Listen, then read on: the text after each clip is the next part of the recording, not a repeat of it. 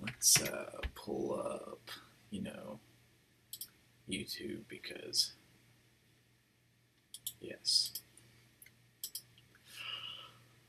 Okay.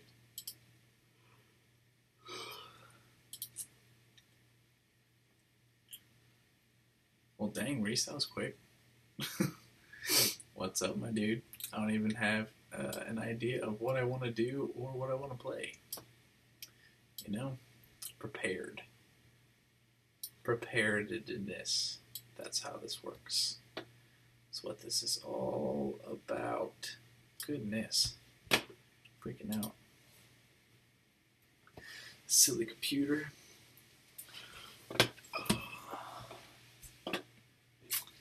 I don't know what to do. I guess I could just chat today. Let's see what the world thinks. How you doing, Reese?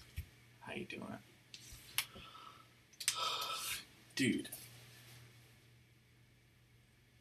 Shh. Okay?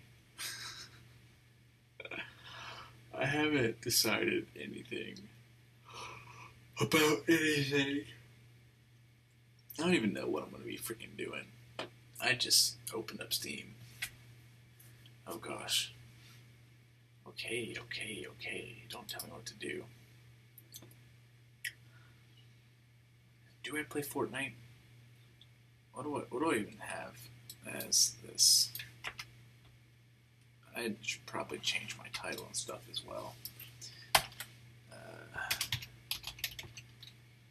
Figuring out life and consequences. Help.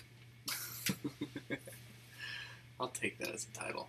Dude, freeze. I'm not going to freaking play Outlast. It is like almost midnight. So yeah, I'm not doing that right now. You're crazy if I think I'm going to be doing that.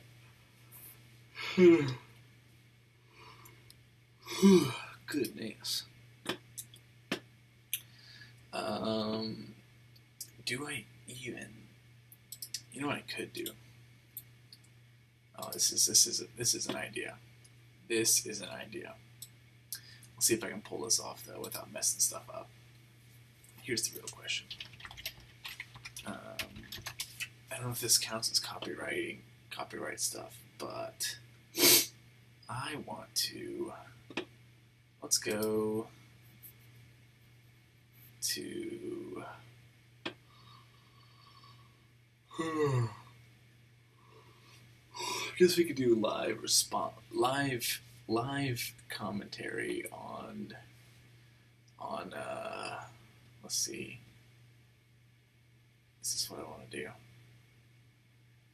I don't even know this is what I want to do right now.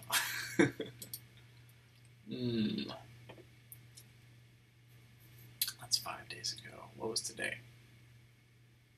There was nothing today, so this is the most recent of stuff. Sup.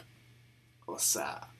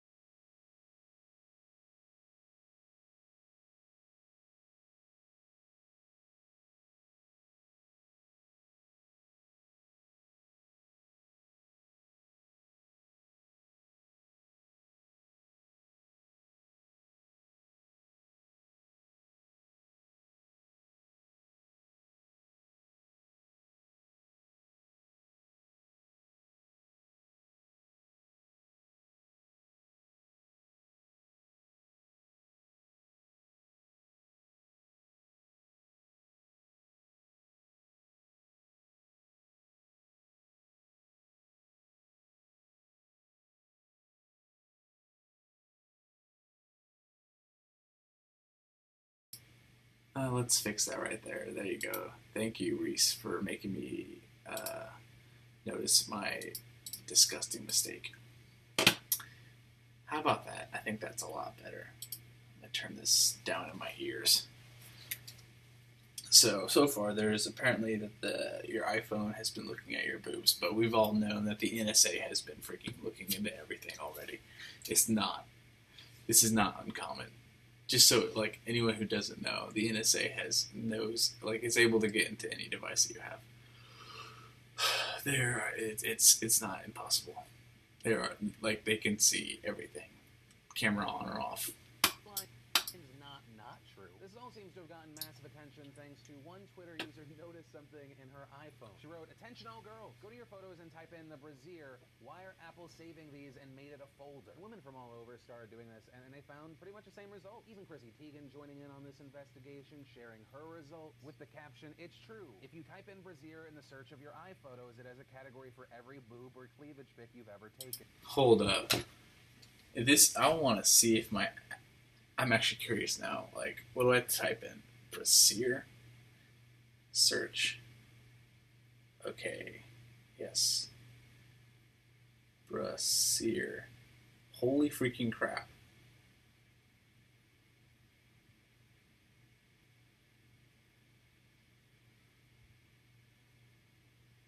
So this is a real thing. That is freaking hilarious. I'm not gonna freaking lie. The pictures, the pictures in my phone. I mean, they're not bad pictures. They are selfies my wife has taken with my phone to check out to see her own outfit. That is freaking weird. That is weird. Continuing. Other users saying they feel violated. Here's the thing: Apple's not saving those photos to a specific folder and throwing that out to the iCloud. What we're seeing here is essentially tagging. Back in mid-2016.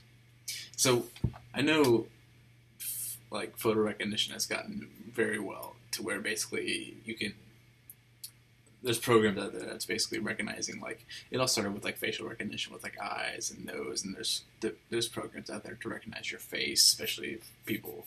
It's like good uses for like recognizing like criminals, like, oh, this person was here, da da da. But like that is kind of impressive that now they're able to find basically like pictures that have chest in it. That is kind of funny. Can we go to the next story? Or is this like all he talks about? Apple's Photos app started using image recognition, but most people knew it as face recognition. You know, it's a pretty handy feature. You have several years of photos on your phone. The app just goes through it and it says, hey, here's every picture of your buddy Greg. Here's every picture of Jessica. Pretty cool, but what a lot of people didn't realize is it was... So if I type in bosom, I'm going to see if I can find other things in my phone.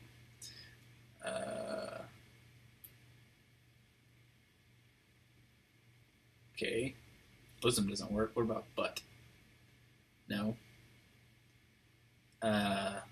What's something else like you think might be searchable?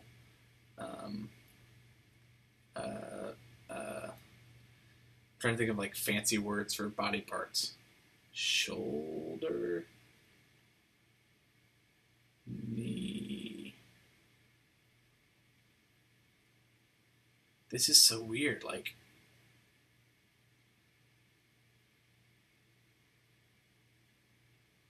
I'm actually impressed.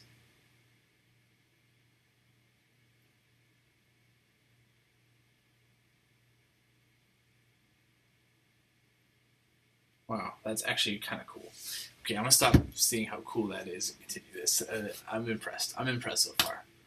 Tagging more than just faces. Reportedly, there are thousands of things that the phone can identify. Various animals, food, inanimate objects, and as it turns out, your breasts. While there is no category for naked or nude, there is for bra, brassiere. So, you know, the next time a Chrissy Teigen wants to send a top-focused picture to John Legend, boom! No reason to scroll through thousands of photos, just hit that search bar. Also, this isn't even an exclusively Apple thing. Google Photos does this. I type in kid, pretty much every picture I've ever taken of Trey pops up. Type in bra, this old glamour shot I took of Jessica Negri pops up. So I guess, yes, the main point of this is technology does care and does look at your breasts, but just for you in case you want to go back and find them for a rainy day. Then, a quick update, when you watch yesterday's show, you know and have certain probably strong feelings about Brianna Brochu. Well, the news coming out now is that in addition to her... Wait, I don't even know who that is. Brianna what?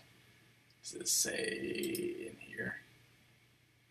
I guess it doesn't say in here.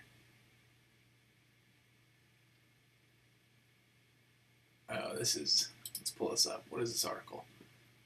Charged after boasting about contamination roommates pulling. What? What does she contaminate with?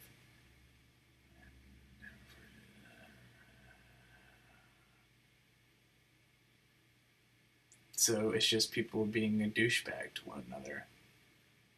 Their roommates. Hold up, doesn't that look like that one chick, that one actress chick? Oh, that's so that. Goodness, that's crazy. That's freaking nuts. Okay, that's retarded. Stupid people, stupid people.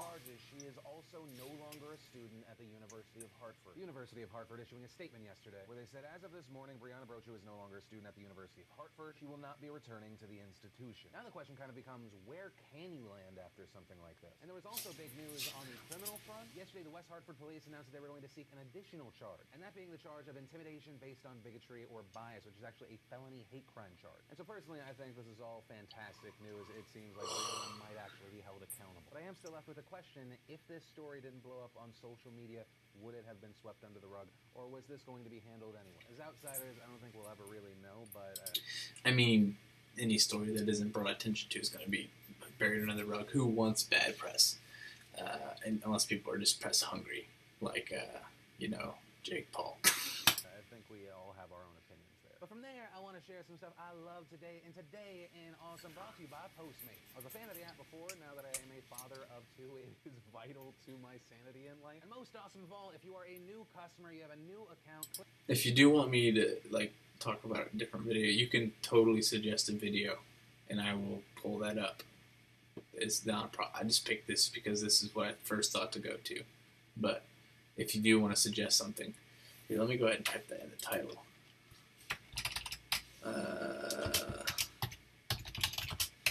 Suggest a vid or topic. Write that there, okay. I should probably change this from gaming to, I don't know. I guess we could do news and politics, I guess.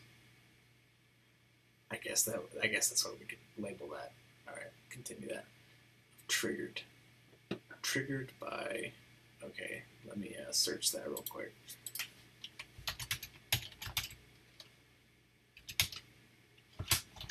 What was that?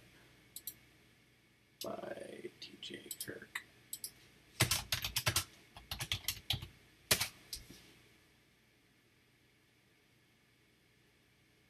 Looks like he has quite a bit of videos, it would seem. Let's go to one of his. Today's video is Pull that up here. Oh my. brought to you by Justin Niza, a YouTuber dedicated to music, psychology, travel, and more. Here's a clip of what his channel has to offer. Latest one, so let's go to the latest one. To the channel place. Originally, Shh.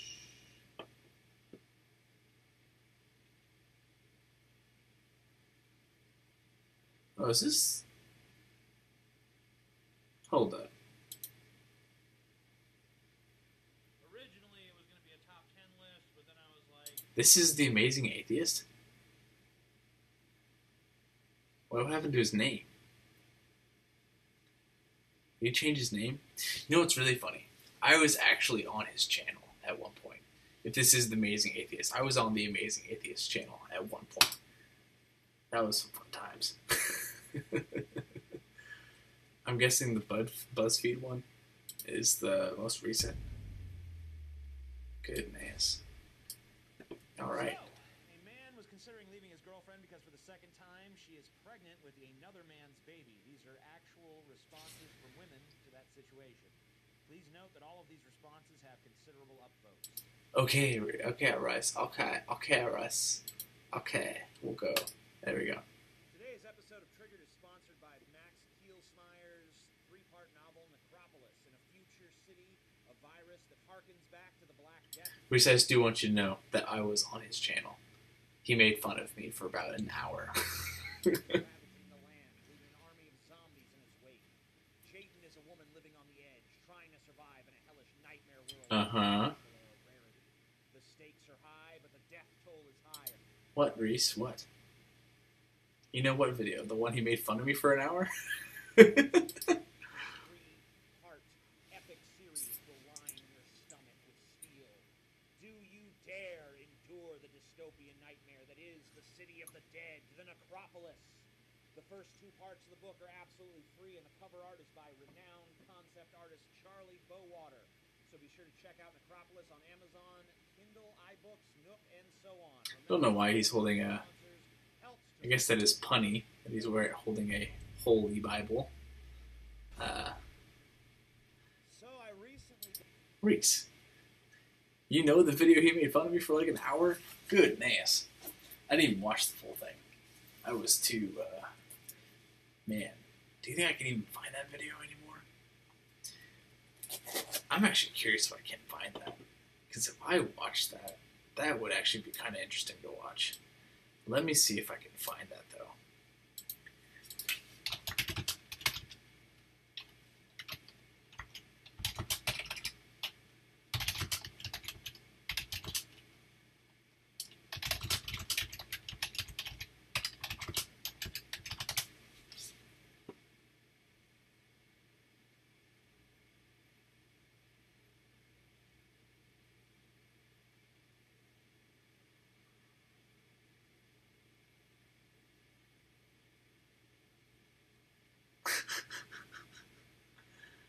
Oh boy. I don't know if I can find this.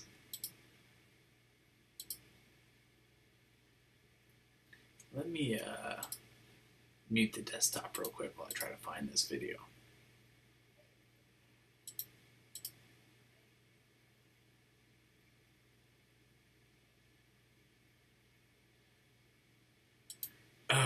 No, I can't even do it. I cannot. I just found it, and I cannot bear this again.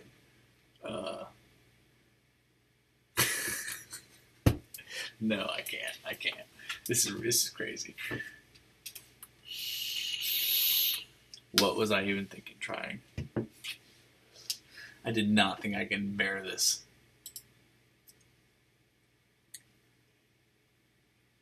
Oh my goodness. No, I can't. Oh, that's too much. Too much cringe from when I was young. I know, like, no one even pays attention to this anymore, but, like, this was, like, the way that all worked out was kind of crazy. It was, what do you say? I don't remember watching the full thing, but I do remember that, the one point the other guy made was kind of off, and I didn't really see his script beforehand. I only saw my side that I was supposed to do, and then he put that one together, and it was not well communicated what he was trying to say, and it was a very poor job, and he even has like an update later of like way later down in the future where he just puts out like I guess an apology or something, and he's got like, he does have some weird beliefs, I will say that, compared to like Christianity that I believe. It's kind of weird categories of Christianity in different senses, but he would, like, I do remember him say like false prophets like Bethel and like Hillsong, and it's like false prophets, what? And I mean, if you're already categorizing like these people as false prophets, like but I remember in his communication he was saying like what was it? he was basically they call that was it slut shaming? Is that the word? Yeah, that's the word they use. It's kind of like what he used to prove to make his point, and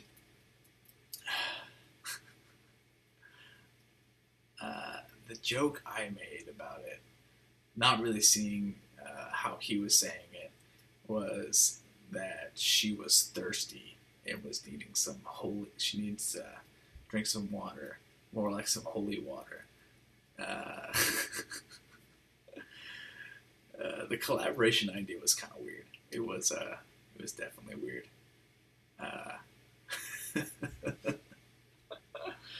Goodness, that was some rough times. I'm having a hard time like reliving this. I do not want to like pull this up. This hurts me. This hurts me inside.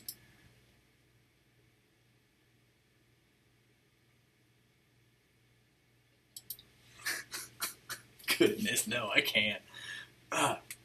Oh, this hurts, man. Like I keep watching like 5-10 second segments of this thing, and this is like hurting me to even watch. Like I'm in actual pain watching this, bits and pieces of this. Okay, I guess let's go back to Triggered. I can go back to Triggered. I think I can deal with that. Where did it go? Oh, we'll go back to that. Got a shout out from Paul Joseph Watson. Adam is an atheist is a liberal. That's a real one, and we disagree on a lot, but his videos are hilarious. Check out his Triggered series. It's one of the best things on YouTube right now. I don't know what this one of shit is all about, but the rest I appreciate that. It inspires me a little bit to talk about the left and right, about authoritarianism and anti-authoritarianism, and about freedom of speech, and about the one thing. He just like the sectioned off left and right as authoritarianism and anti-authoritarianism. I have a little bit of an issue with that. That is not, from the way I've seen politics and the left and the right. You can't really section off these two like this section and this section. It's more of a spectrum, as people would say. You have your like far left, and then like Antifa, far leftists. You kind of have mild leftist, liberal, and then you have independent, like libertarian. Libertarian is more so on the righter side, but they sit quite in the middle because they when it comes to economical things, they're on the right, but when it comes to like social issues, they're on the left. So that's why they always get stuck in the middle. And then on the right, you have like conservatism, and then you have far right and alt right, whatever, on the very far end of the right side spectrum. And if you're going to say like anti-authoritarianism and authoritarianism, that's like this little small sections on the end. It's like you forget about like the other 99%.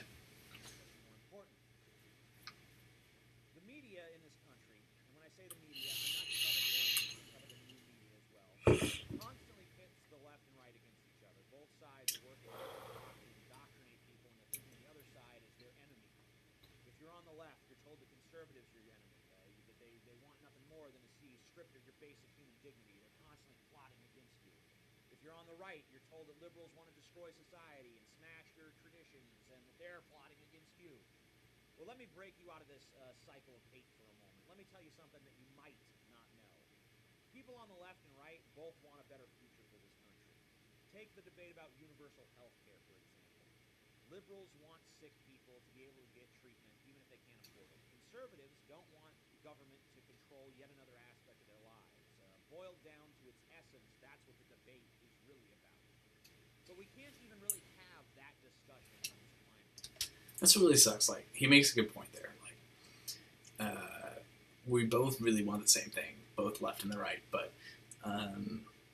in the political world, it seems like most people are just a lot of the politics.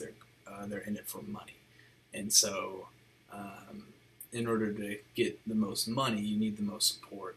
From what I've seen and my little knowledge of politics, then they create they pit their groups of people against one another, and the more division there is between the middle, the more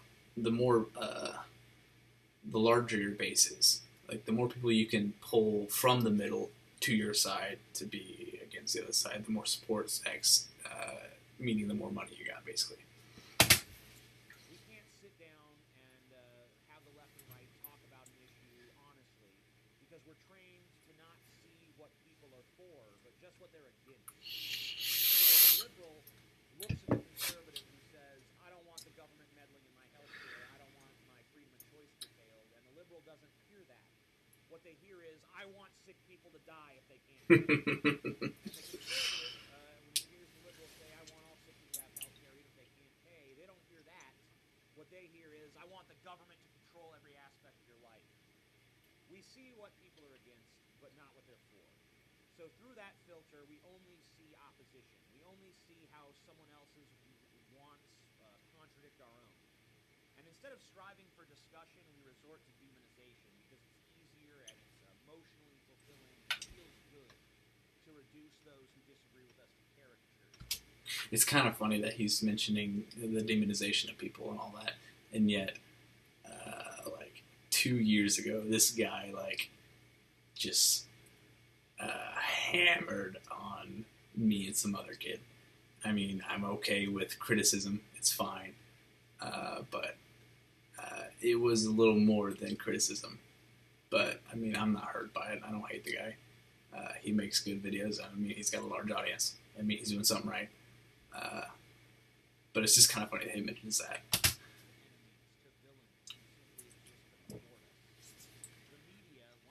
And he wants to make that point while he's holding a Bible that literally has the middle drilled out of it. There's a little bit of hypocrisy there, but he's making if we're just talking politics, it's fine. But in his demeanor of that, he is kind of driving away certain crowds because he has a prejudice against people who do not believe in in that. But I'll let it keep going. New and old knows that this is satisfying people, so they feed us that shit. More than drones or pawns whose sole function is to hate the enemy.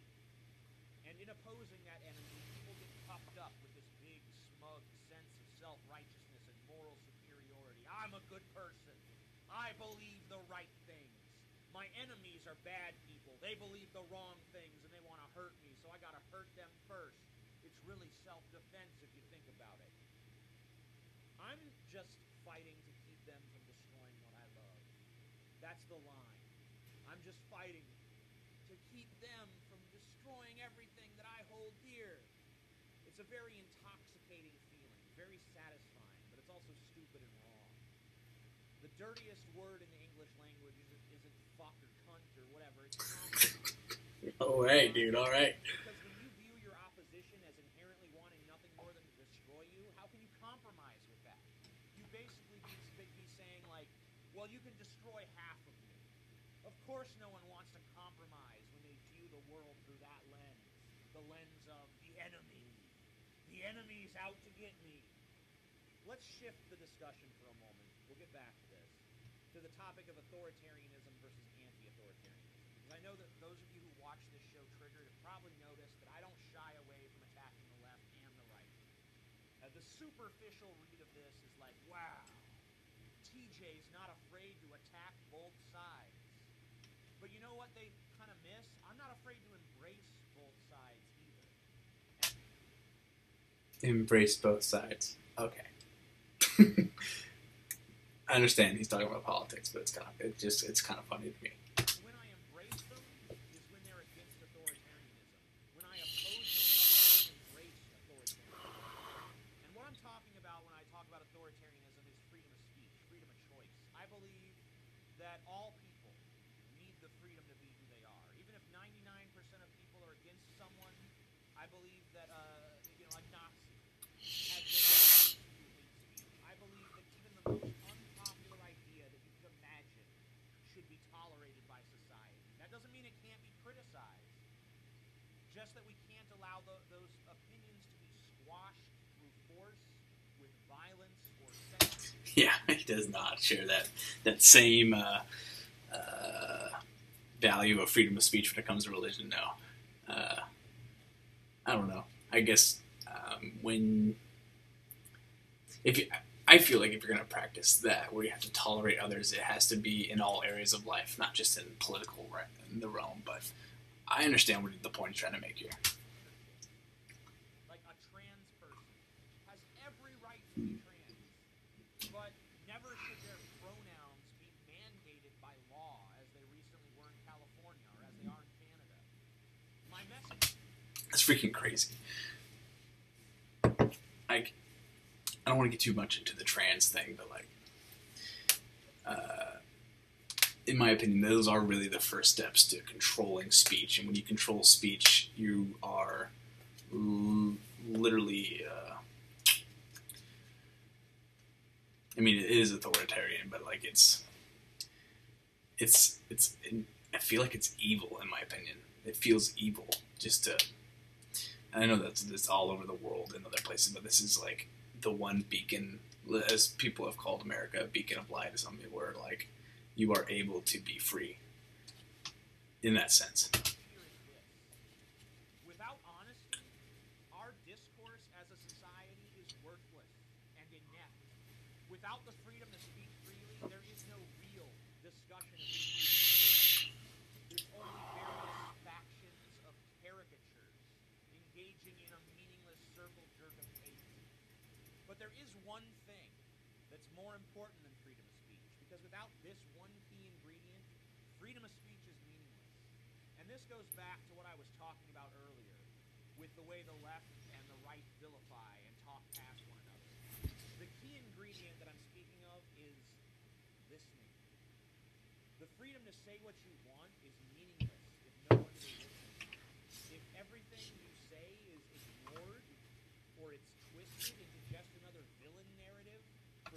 If it's twisted just into another villain narrative. Ha ha ha ha ha. I'll let you continue, but ha. Okay. Someone to brainlessly oppose, all while you're doing the same thing to them, then freedom of speech is about as useful as a puddle of rat piss.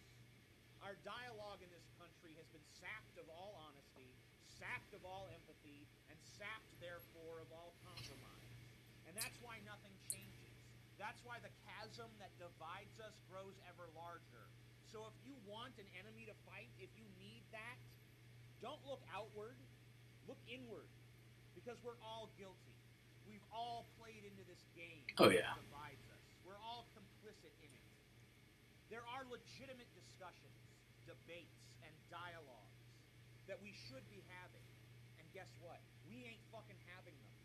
Everyone is talking, but their words have no value because no one is fucking listening.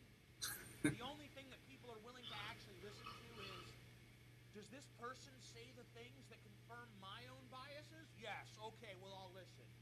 No, they're not. Oh, well, then they're my enemy, and their words are poison.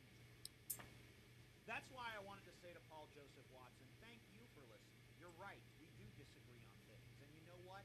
That's fucking beautiful. That's fundamentally important. And I, for one, applaud you for not letting our disagreements make us into enemies. Our disagreements should be celebrated.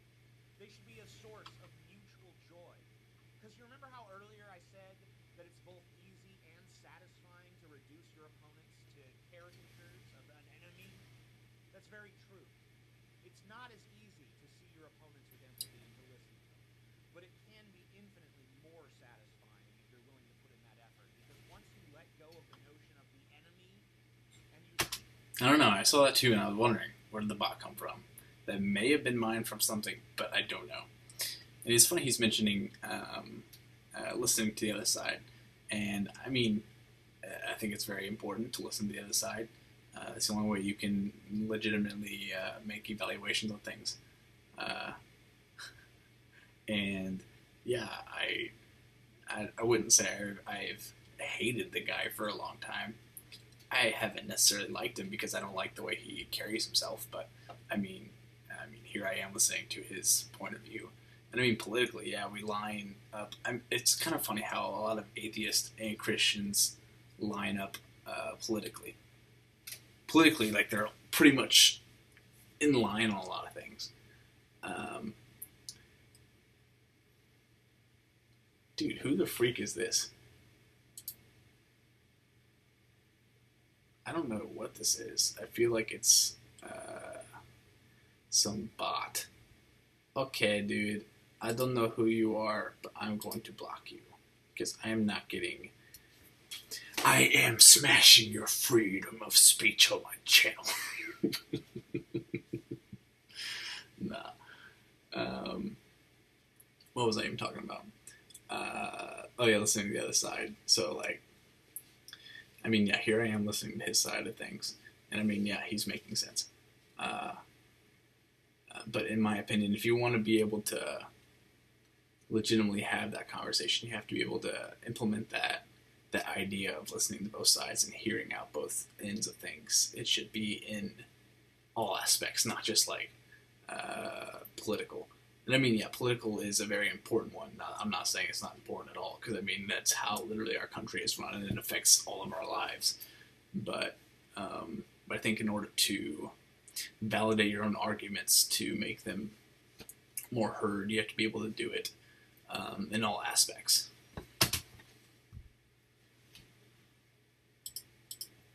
Not only your own perspective, but the perspective of everyone around you, your mind broadens. You just pulled off the greatest feat that a person in this day and age can pull off. You've escaped the prison of your own ego. And have I achieved... What even is ego? I don't know what an ego is. I've never had an ego. And I'm very humble, too. No, I'm kidding. Yeah, he makes a good point with the ego. I mean, I feel like that's a lot of people's problem, especially in the day and age of social media where everyone wants to be in the limelight. I mean, here I am streaming, and of course I don't care if I have a lot of viewers on my stream. I'm not necessarily sure. I mean, I do this because it's fun. It's fun to talk to whoever wants to hop on, strangers or people I know. Yeah. No, absolutely not. As I said, it's very hard to do. But I've made progress, and it's been very rewarding. So once again, to Paul Joseph Watson, a hearty thank you, and to those who have... If he wants, like, I mean, I would, if I wanted to talk to him, yeah, it'd be fun to talk to him. I could probably have a legitimate conversation with the guy. He'll probably, I can't say what he would do. It may steer towards religion, because that is our biggest difference on things. Because I mean, politically, he sounds pretty much where I'm at. These are more social issues he's talking about. I should say, because a lot of these issues politically stem from social issues, because that is where a lot of the left versus the right, from what I've seen and from what I know, differ largely is on social issues. Economically, yeah, there's differences, but like, I think once people are actually educated on like what these terms are, I feel like a lot of people are more so in the same boat. But yeah, and he said he's making progress and listening to the other side. If you want to listen, if you want to talk, boy, I talk, boy. I talk, boy. Just joining me, thank you, shout out, a hearty welcome. I hope that you enjoy this show. And to all of you, to everyone watching, thanks for watching. And the next episode of Trigger... You're welcome. Another long speech, I promise you, is going to be me doing what I do best, making fun of stupid people for saying and doing very stupid things. Do it.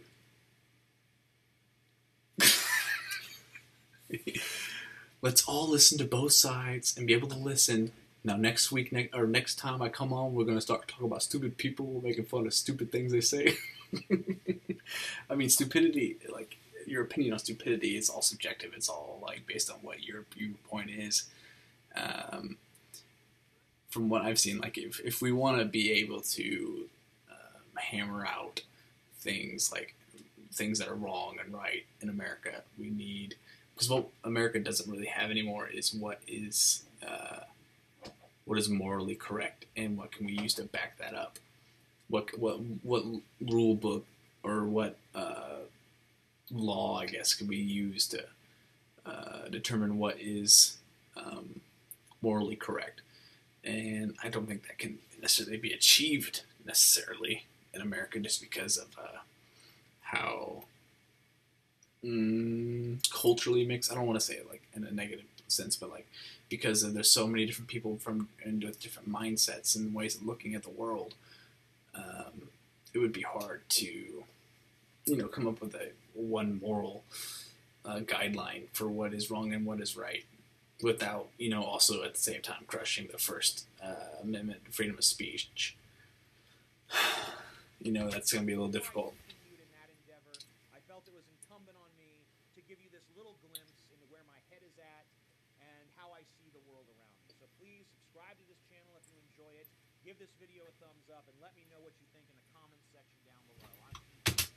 What do I think in the comments section down below? Let him know what I think. I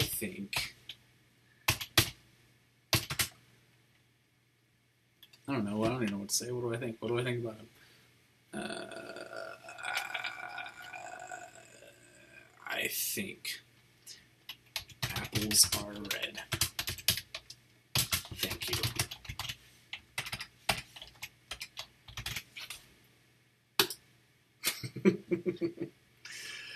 Oh, goodness.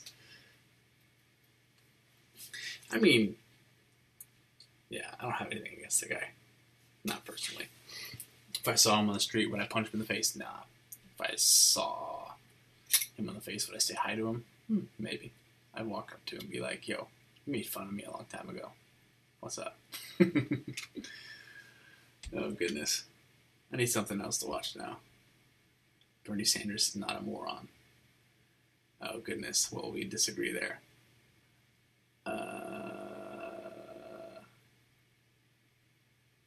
Ooh, I want to see this highlight. Experiencing those different feelings depending on the day.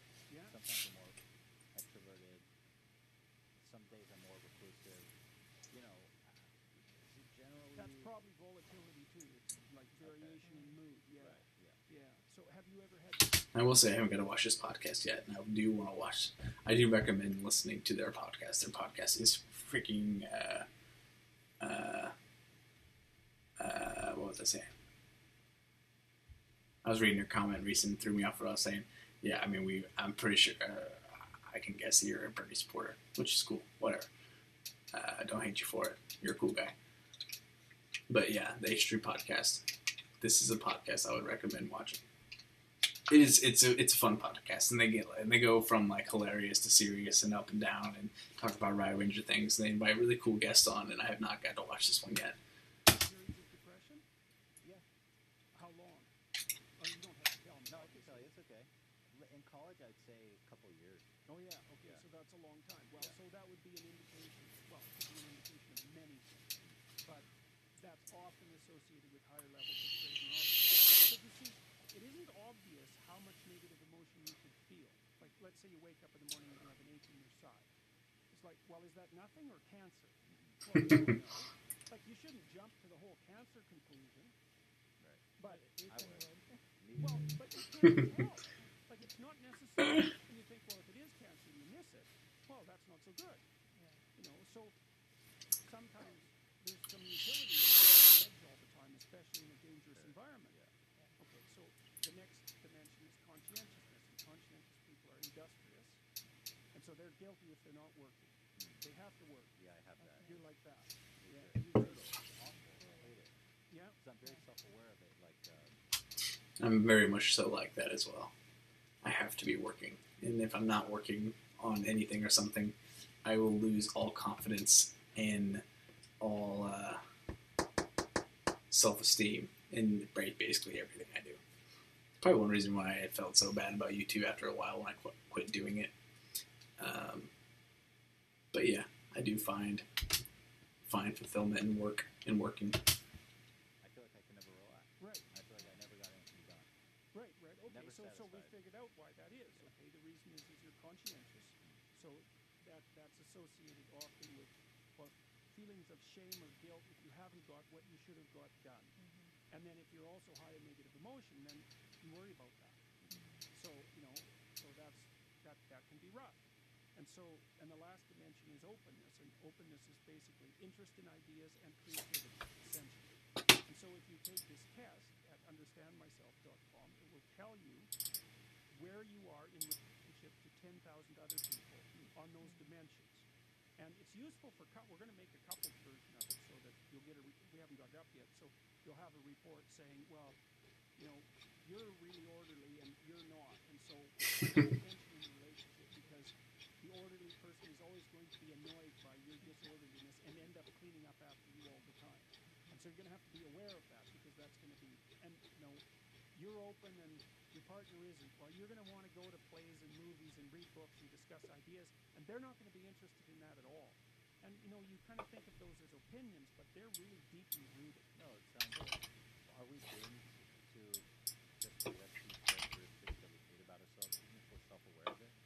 How do you address these issues of self-improvement? Okay, well, people get more conscientious and less neurotic and more agreeable as they get older. So you could think about that perhaps as the development of wisdom. I also think that you can learn the opposite traits through practicing micro habits. So, for example, in my clinical practice, I've often had introverted people who need to act in an extroverted way in order, say, to be successful lawyers. So they have to go drum up business. They have to meet with people. Makes sense. They can learn the habits of an extroverted person, but they have to learn them from the bottom up. It's not natural to them.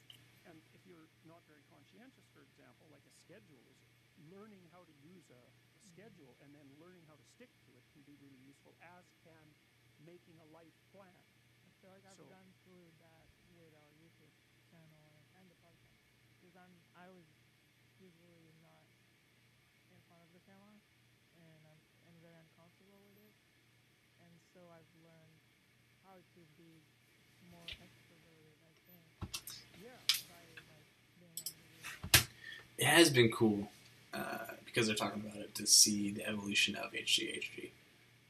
Because for the longest time, you know, it'd just be Ethan in front of the camera, and slowly but surely, like, Hila slowly got onto the camera, and she's more so, I don't want to say blossom, but like she's become very entertaining herself.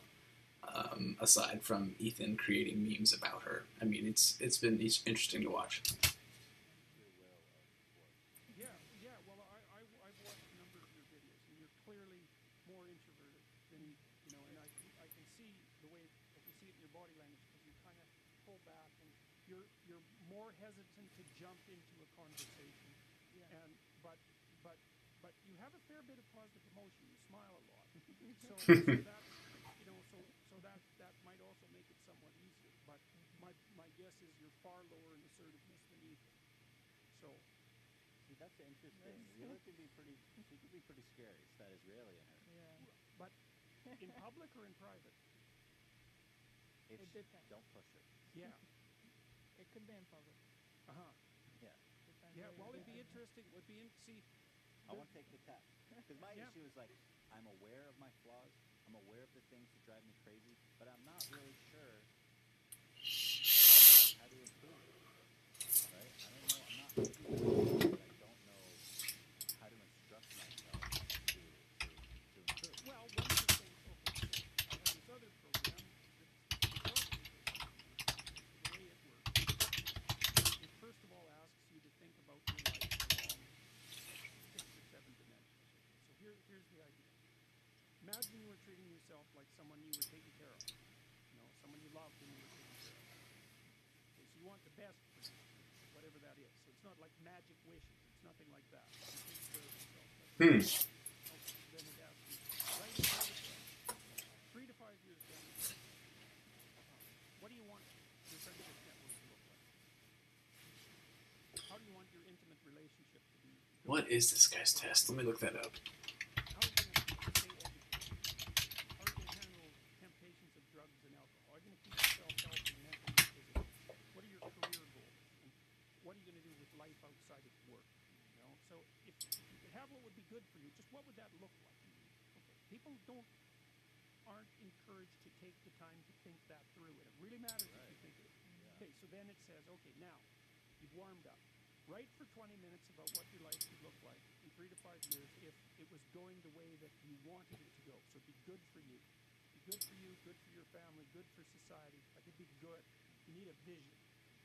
Okay. Then the next step is, Okay, now imagine that you let your weaknesses and character flaws get the upper hand and like drive you into the ground. Hmm. What does that look like in 5 years? So that's like a horrific vision, right? And so that's a good thing because now you've got something to run away from. And so if you're anxious, having something bad to run away from is really motivating because you think, well, you know, like maybe I should watch what I eat. Well, I'd look better. That's not enough motivation. I'm going to be fat and really unhealthy and half dead in 5 years. It's like, okay, that's not so good. Right. You know, you can run towards the positive thing and run away from the negative thing. And that increases your motivation. Right. And then in the next part, you're asked to make that into a detailed and articulated plan. And so that can help. Like you say, well, you're not sure what habits to change or what personality traits to transform. You've got to kind of think about that in relationship to what you want. So, you know, people come to me for clinical work. The first thing I want to find out is, okay, what do you think's wrong? Like, how are you suffering unnecessarily? But more importantly, if your life was good, what would that look like? What are we aiming at here? Right. And that's one of the most crucial things that you can ask yourself in life is what are you aiming at? And there's two reasons for that. One is your aim narrows the world, and that reduces your anxiety. You know where you stand and where you're going. Huh. Well, I was able to find one of his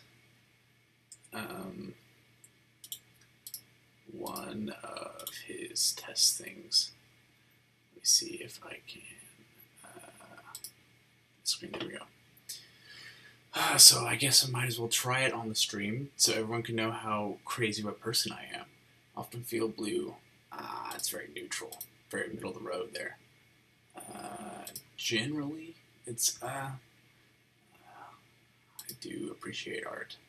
I have a good word for everyone. Yes, I can always tell someone good something. I'm often down in the dumps.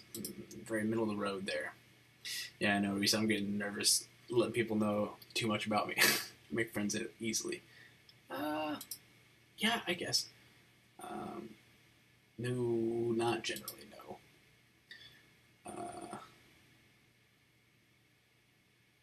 I believe that others have good intentions. I want to think so. I don't immediately assume people have bad intentions. It's usually a thing you can sense after a few actions the person has made and observing them. But generally, I think people have good intentions. Yes, most of the time I'm generally prepared. I dislike myself. It's middle of the road. I can't say that I'm in love with myself, but I can't say that I hate myself. I don't talk a lot. Well, depends on the situation.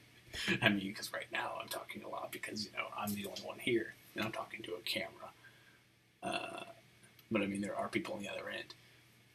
So, but in most public settings, I do not talk a lot. So I'll put that middle of the road. I would like to think I have a vivid imagination. I make people feel at ease. I mean, I like to think I can comfort people in most situations. Pay attention to details. It depends. See, this is the weird thing. Like, it depends on so many different things. I guess, like, some ways, I'd say neutral. Frequent mood swings. No. I'm very mellow most of the time. In basically every situation. Even when I'm very angry or very sad or very happy, I generally have the same face. So I wouldn't say I have mood swings. I'm skilled in handling social situations. I am a super awkward person. What are you talking about? I carry the conversation to a higher level. Yeah, I would think so. I like to talk about, you know, what really matters. Goodness. I like to talk about what really matters. And instead of keeping it small talk, I hate small talk. I'd rather have real conversation, so I respect others. Until they lose my respect, yeah. I get chores done right away.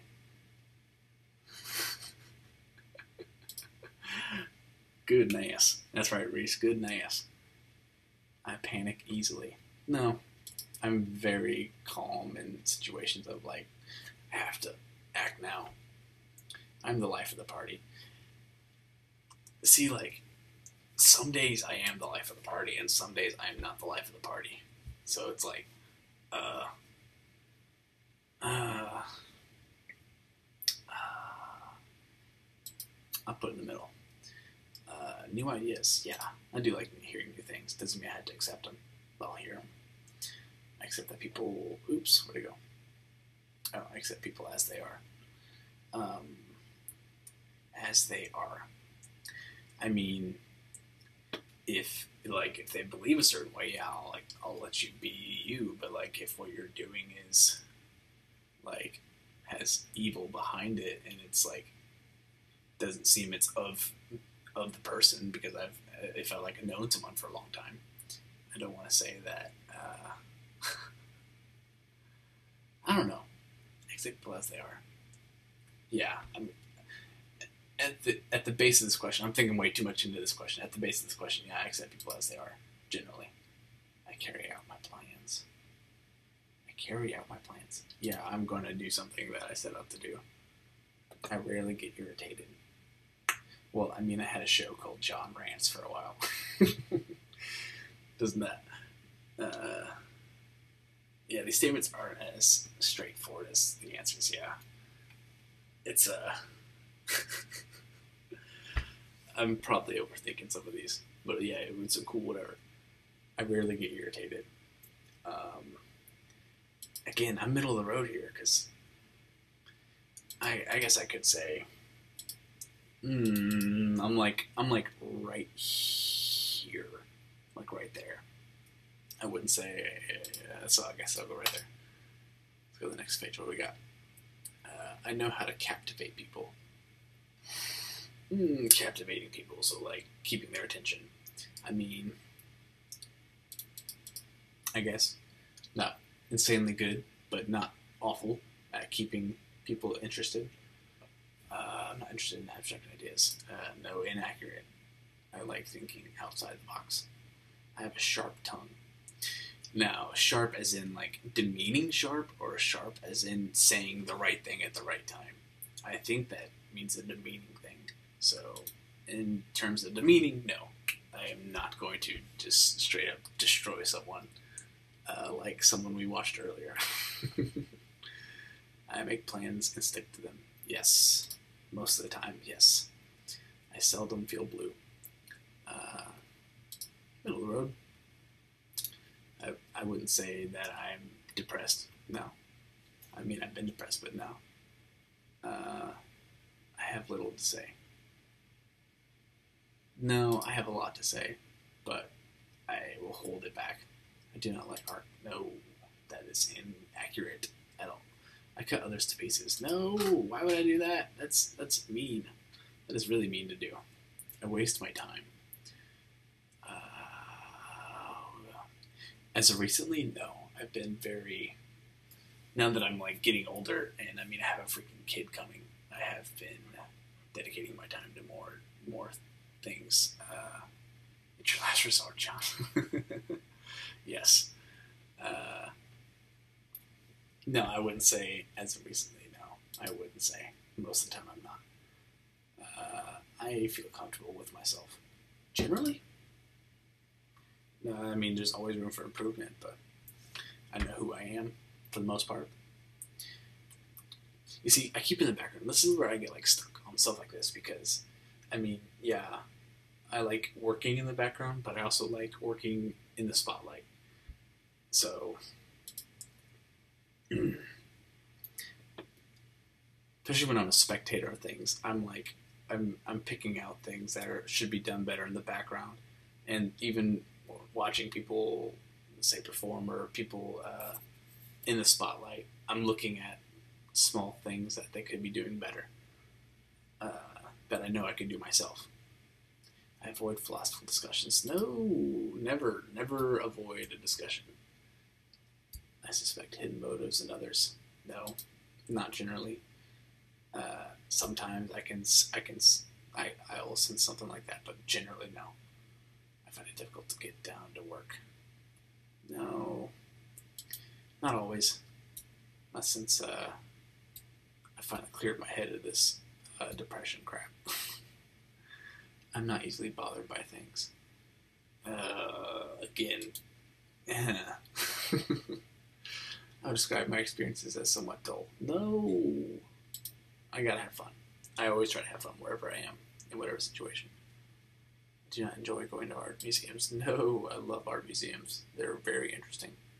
I could spend hours at those. I get back at others. Well, I would say I'm very passive-aggressive in some ways, so that's why I put myself over here. Generally, it'd be over here, but because of some passive-aggressiveness, I will put myself in the middle and be honest. I do not work. I do just enough work to get by. Not generally. I'm a little bit of a perfectionist.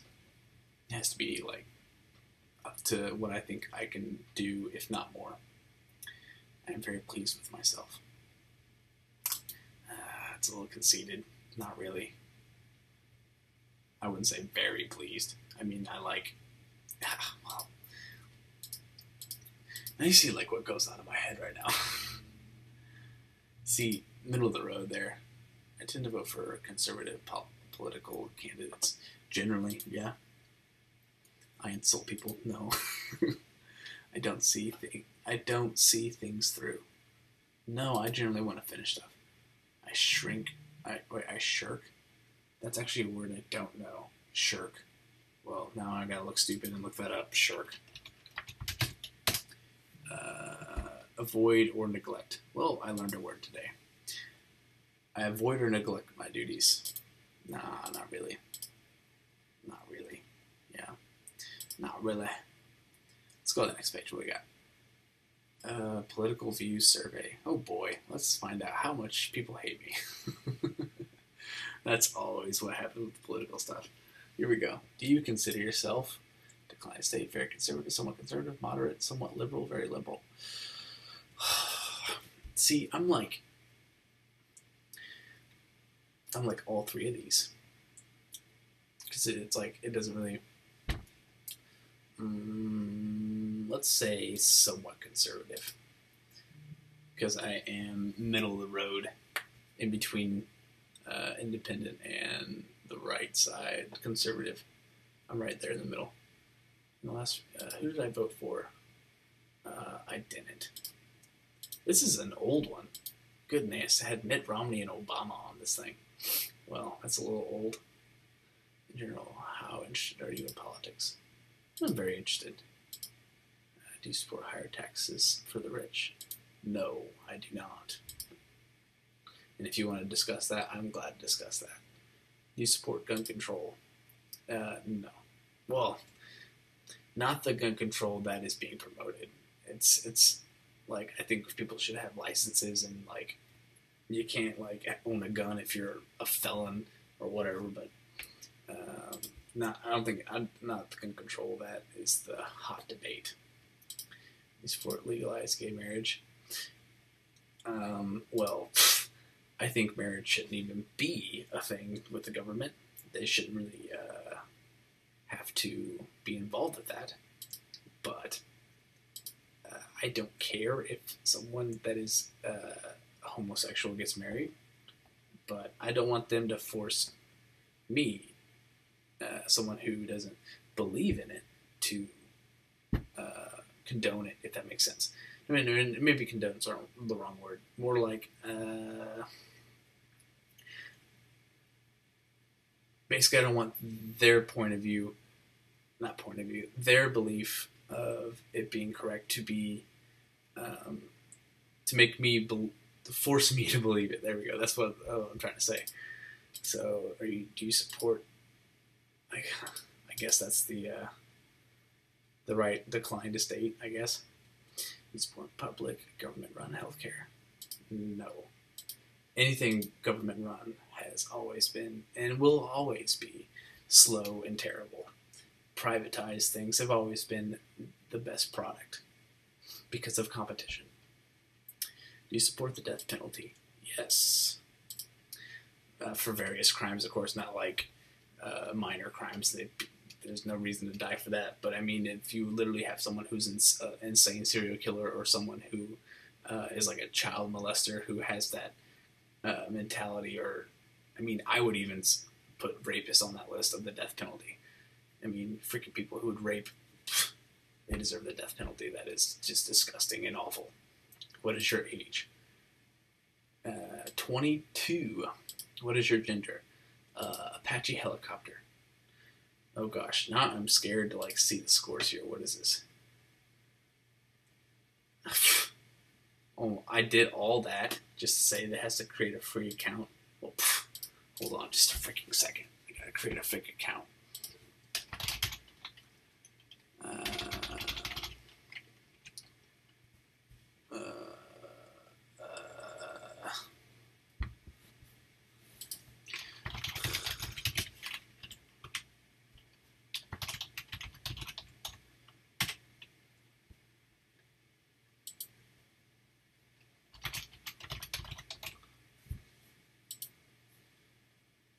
Let's see my results.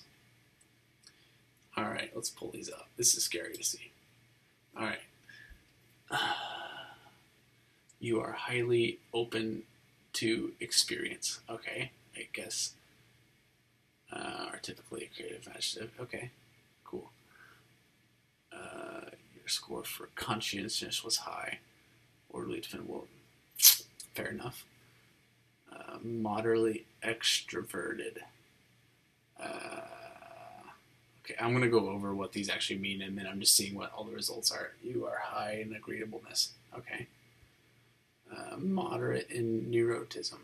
That's actually something I don't know, but I would like to look that up. Okay, let's go back to the top here. Open to experience. Openness describes a person's tendency to think in abstract, complex ways. Okay, that makes sense. Openness are more able to connect seemingly unrelated concepts, making them more likely to appreciate art and unusual ideas. Cool. I would like to think that I am all of these adjectives. Okay, maybe not all of those. I'd say all those. You are highly conscious, subconscious, hardworking. Yeah, I would definitely consider myself those adjectives. Man, so many adjectives, man. Why we gotta be labeled adjectives? I didn't even get any adjectives. This was 60%. Extroversion describes a person's inclination to seek stimulation from the outside world, especially in the form of attention from others. People, yeah, I'm very middle of the road there. Extroverts engage actively with others in friendship. Used to be related to emotional payoffs. Person gets, in contrast, introverts do not get experience of a high from social achievements. Mid-range on this dimension indicates you're fairly average in your motivation to seek out social rewards. You probably have some desire for admiration, influence, but you can also be content where you are. Yeah, that sentence right there is fairly spot on. High in agreeableness. Kind, sensitive, cooperative, compassionate. Oh, you're too kind. Internet quiz. Well, that was fun. Moderate neurotism describes a person's tendency to experience negative emotions, including fear, sadness, guilt, anxiety. Show this person experiences these emotions many times. People are more prone to them than others. Minus score indicates that you're fairly typical in your tendency. You experience, you probably feel sadness, worry, and anger just as much as the average person. You're neither overreactive, so that's good to be in the middle of the road there. So it was the last sentence. The last sentence is what the score is. So people in high conscious are more likely to be successful in their careers unless they develop addictions of all kinds. They have low self-control. Oh, that's nice. High openness and more likely to be politically liberal and participate. Well, you're a little bit off there. Participate in artistic and cultural. See, I don't get why art has to be related to liberal political ideas. I don't get that. I think you can be artistic and think outside the box and not be liberal. But that is just my thinking. So let's find what? Okay, I guess. Oh, that's why. Clicked the wrong thing. Let's go into something else. What is another thing we can get on?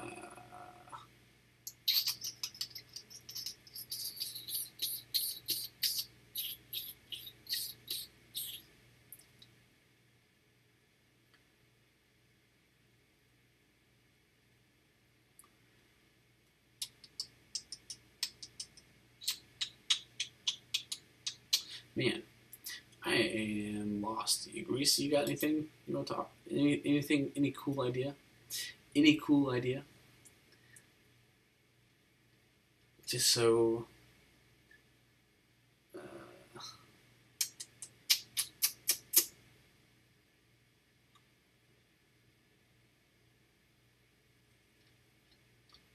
Let's go back. Today's episode of Triggered. Oh no! Don't autoplay. What you doing?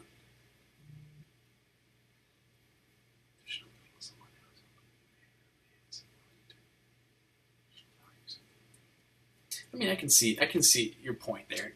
Let me say that out loud, just because I read that under my breath. The definition of a liberal is someone who is open to new behavior or opinions and willing to discard traditional values.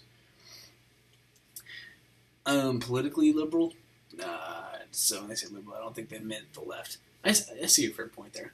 I do like to think outside the box, and am willing to question the traditional way of things. But yeah, politically no, but I see what you're saying there. It makes sense. It makes a sense. So I think the next thing, I wanted to hop on this one. So let's try this one. Let's see how that works. I want to see what he had to say about this.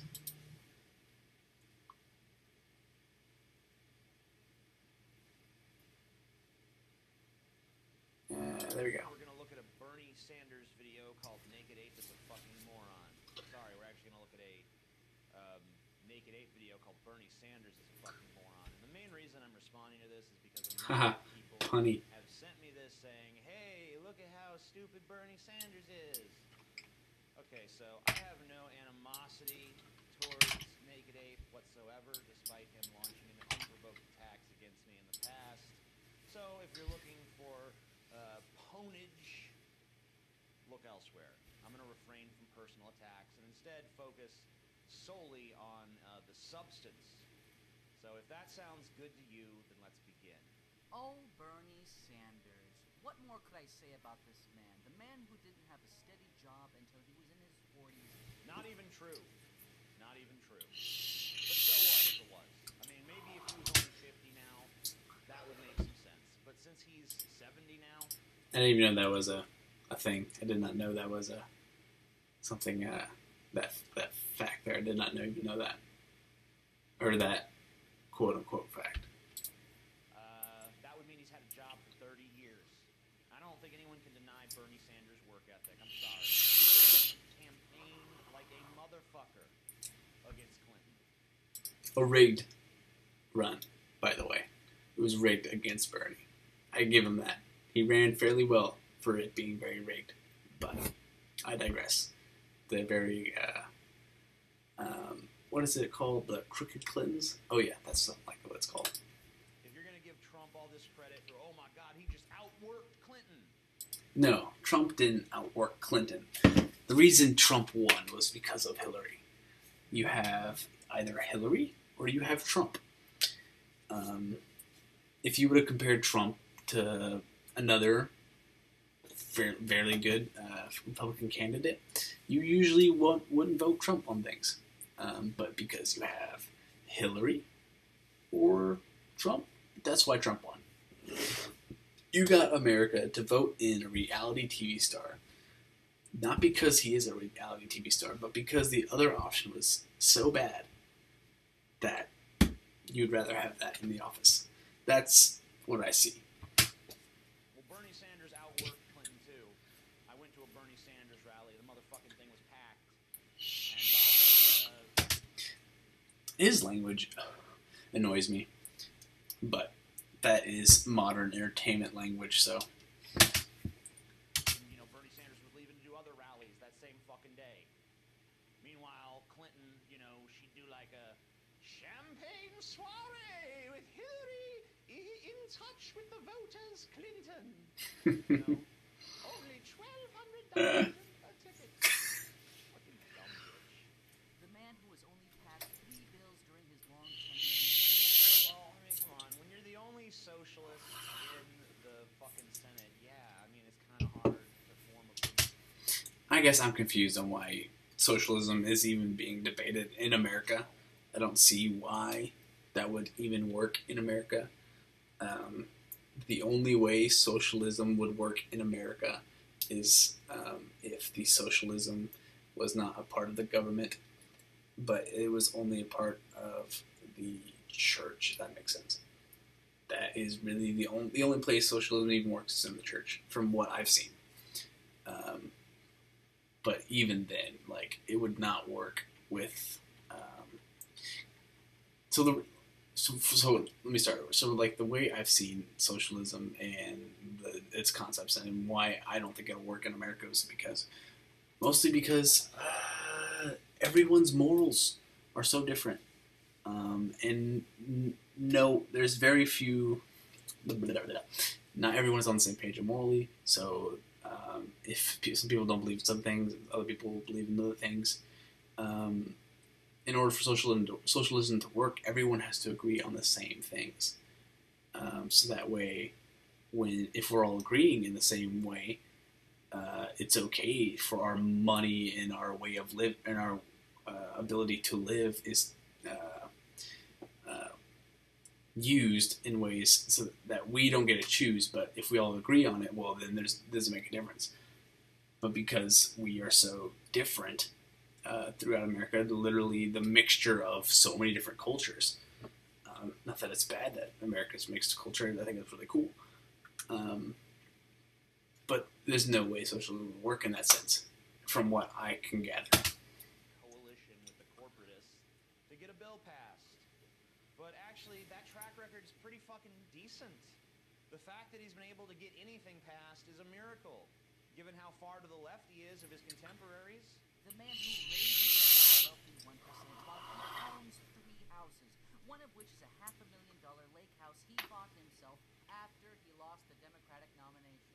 Look, the fact is that Bernie Sanders is one of the lowest income earners in the Senate, and this is because he didn't take massive amounts of money from big business like all of his bought and paid for fucking colleagues. The man who cucked himself out of an election by refusing to attack Hillary Clinton despite Clinton being the literal embodiment of everything he supposedly hates. Bernie did attack Clinton, and in fact, Trump stole many of Bernie's talking points when the general election campaign began. I assume that... Leave it to Trump. Referencing is that Bernie stopped attacking Clinton once she won the nomination for the Democratic Party. And I agree with you, that was a bad move. I'm not even going to argue with that. Bernie should have not capitulated to the Clinton dynasty. The $15 minimum wage. The first incredulous thing about the minimum wage is the idea that... Okay, there's something I want to pull up. There is this graph that I want to pull up. So, chart of living, or not chart, I mean a map. Let's see if I can find it. Map of living costs.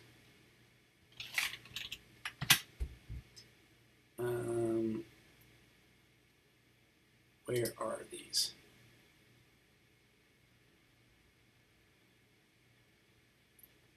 That's not what I want. I want by state.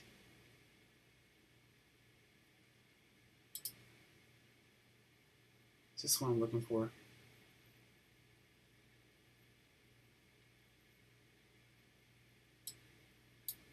Okay, so here is one chart, which is weirdly done, but let's pull this up anyway. So, this chart here, states most expensive to live in. You can see a lot of the Midwest is in the green, and a lot of the South is in the green. A lot of these states vote red. Actually, I'm trying to think of, okay, maybe over here, Ohio voted red. Yeah. Next ones, also Midwest, also a lot of these. California and, was it Washington that implemented the $15 minimum wage? I think it was. Anyway, these really, the higher the minimum wage is, it has seemed to rise areas like, you know, the New England area, the West Coast, to drive like living expenses up higher. I mean, Arkansas, which is the state I live in, super cheap state to live in. And there was another graph. Let's see if I can find it real quick. Let's see if I can find that.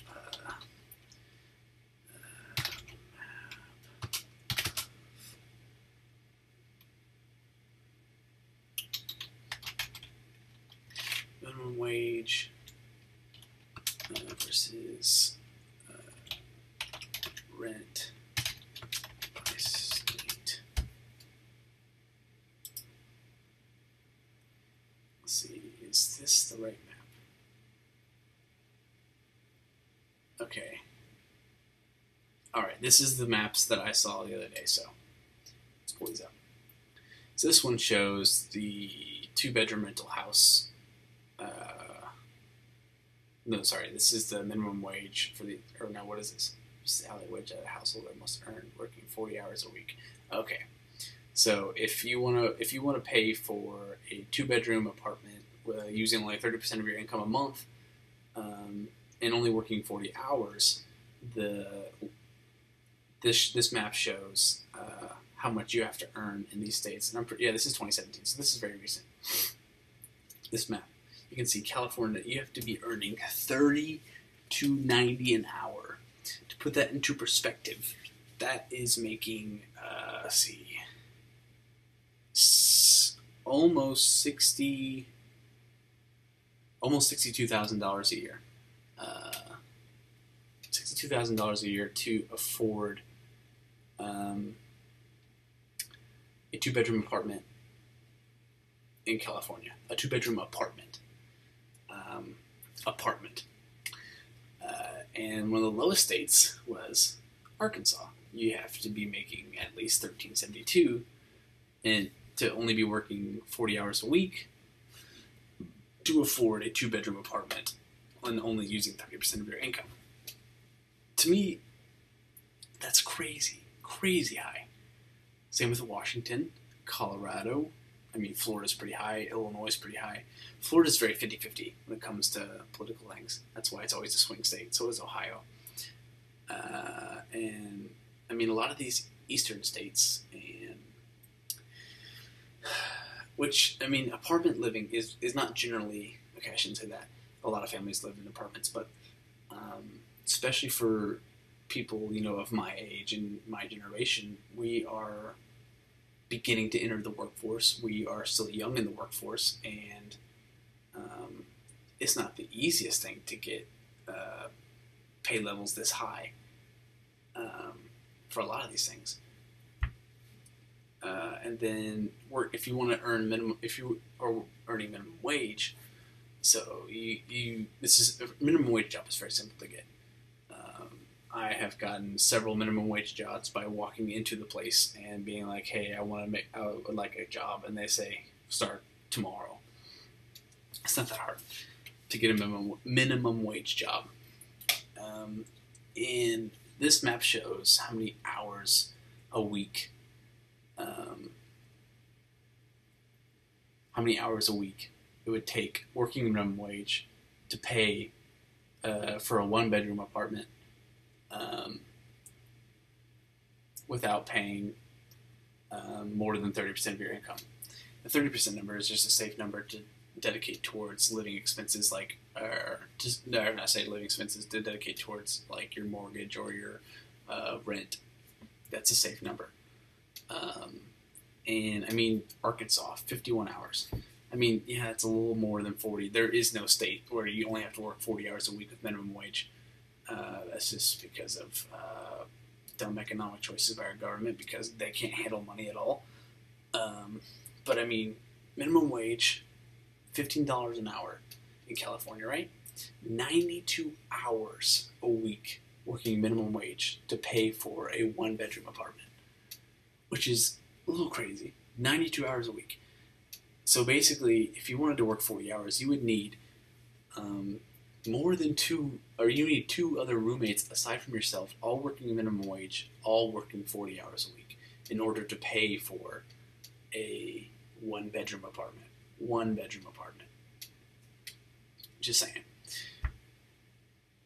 And freaking Hawaii, but we'll leave Hawaii alone.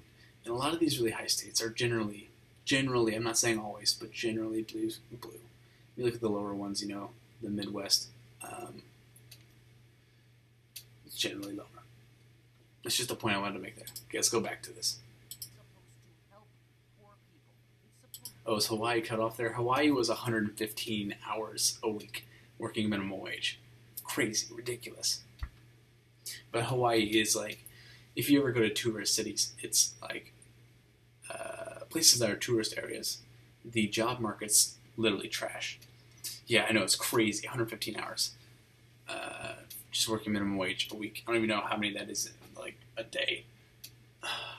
But anyway, we'll continue this video. to raise the living standard of the poor and stick it to those goddamn millionaires. Goodness, stop it with the GDs. Except that according to data put out by the government, only 22% of people who work at the federal minimum wage are in poverty. 62% are going to school, while 68% enjoy family incomes over 150% of the poverty line, which is $34,500 for a family of four. This is because, to much surprise, the vast majority of people working the minimum wage are younger kids and teenagers, and the older people who do work for the minimum wage are mostly working part-time for extra income and have an average household income of $42,500 per year.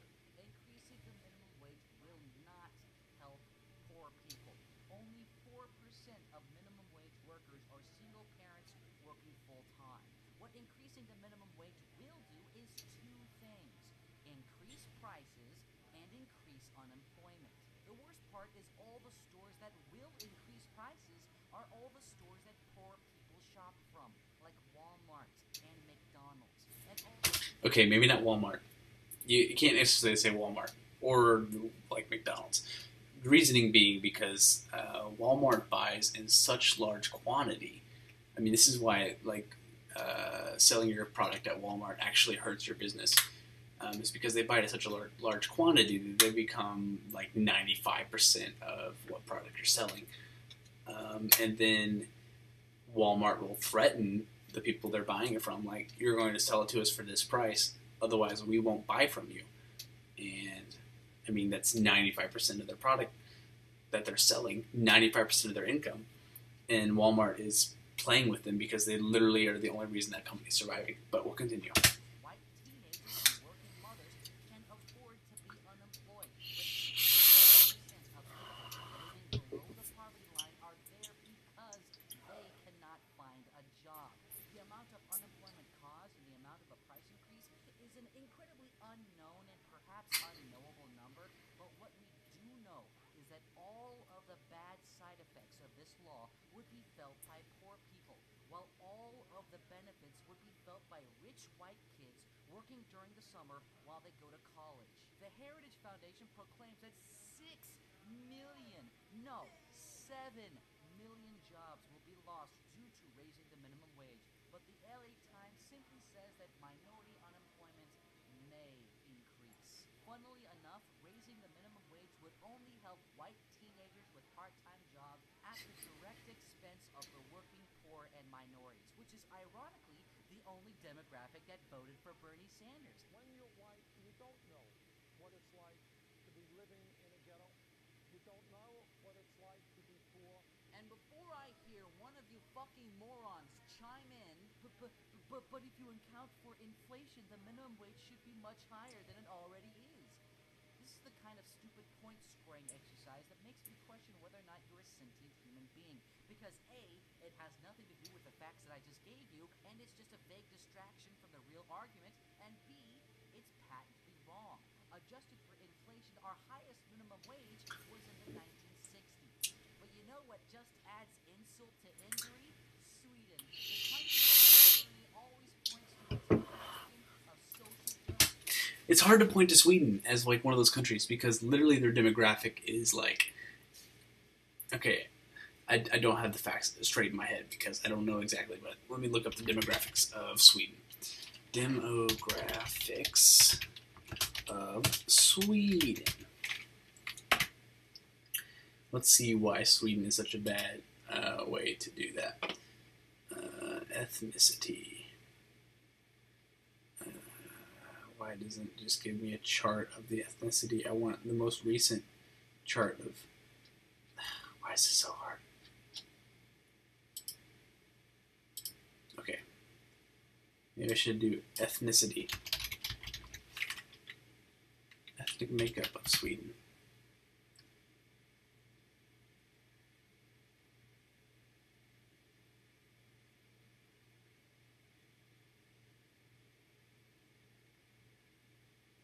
So, come on. Just tell me how many people by ethnicity in Sweden. Not that the color of their skin matters, but the point making here is they're more essentially of one culture. So, it's a large population, if I can freaking find it.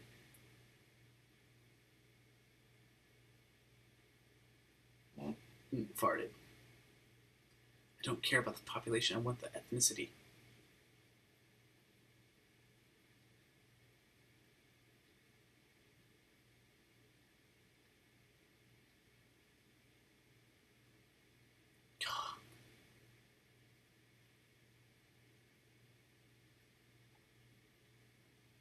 This is like not easy information to find. Well, anyway, the point I'm making is that they're very, since Sweden is not a great place to live, only a certain amount of people live there, and a certain amount of people that live there, it's a much smaller amount of people, and a lot of those smaller amount of people are all the same culture. This and socialism doesn't have any government-mandated minimum wage at all. All right, so there's a lot to unpack there, and a lot of it's really dry. So let me start off by saying, first of all, the poverty line is too low. There are plenty of people who are as poor as fucking dirt, don't have two fucking nickels to rub together, who don't meet the official definition of fucking poverty. For a single person to be at or... Okay, a little problem with that line, that point there. He said the people that are not below the poverty line, that don't have two nickels to rub together. I would like to see that number, plus I would like to see the people that do not have that kind of money, how well they manage their money. Because there are hundreds and hundreds of thousands of people who make well over $200,000 a year. Pretty good amount of money, right? But they're broke because they don't know how to manage their money. So I would like to see how well people manage their money because, I mean, even when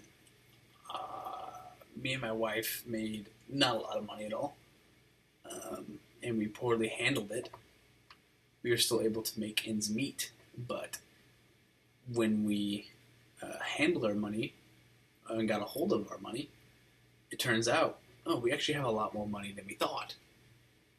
So I'd like to see the chart about how well people handle their money compared to people, like the contrast of handling money and poverty line. That would be a good point to look at there. Below the poverty line, they have to make $11,770 a year or less. So someone who's making $15,000 a year is above the poverty line. But a person... What is the poverty line right now? What is the poverty line in the U.S.? Poverty line...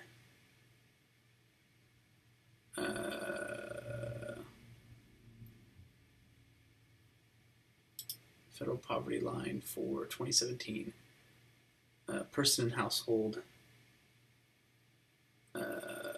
is basically 15, 2 people in the household 20, 3 people 25, 4 30. Okay. I can see that being a fair point. That if you are below $15,000 a year, it can be very hard to, pay for things, and that's why there are programs out there to help aid those people for some reason who can't work for more than that kind of money. Which, if it's a general reason why they can't make this money, I am fine with giving them money.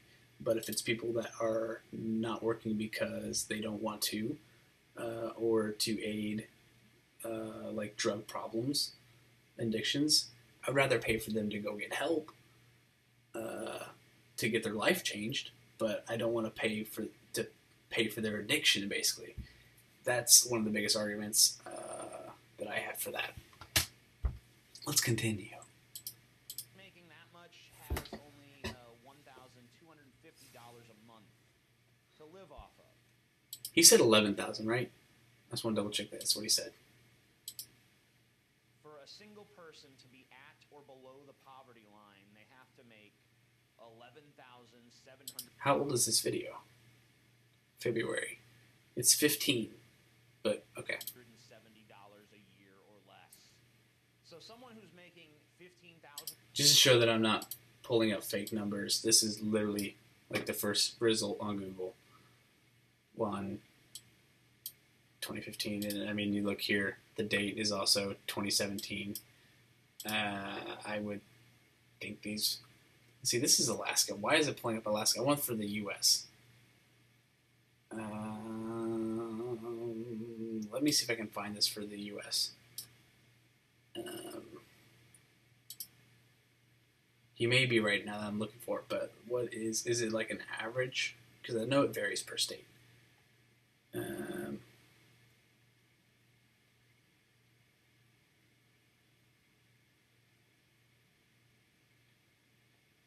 Okay, why can't I find the poverty threshold, Census Bureau? Okay.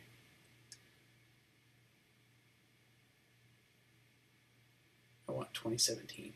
I guess they don't have 2017 right now from the U.S. Census. So let's look at this spreadsheet, all right? Excel's going to open now. Oh boy. That's a good sign. Let's look at Excel. Let's see what Excel has to say about this. Okay, one person. This is 2016. So,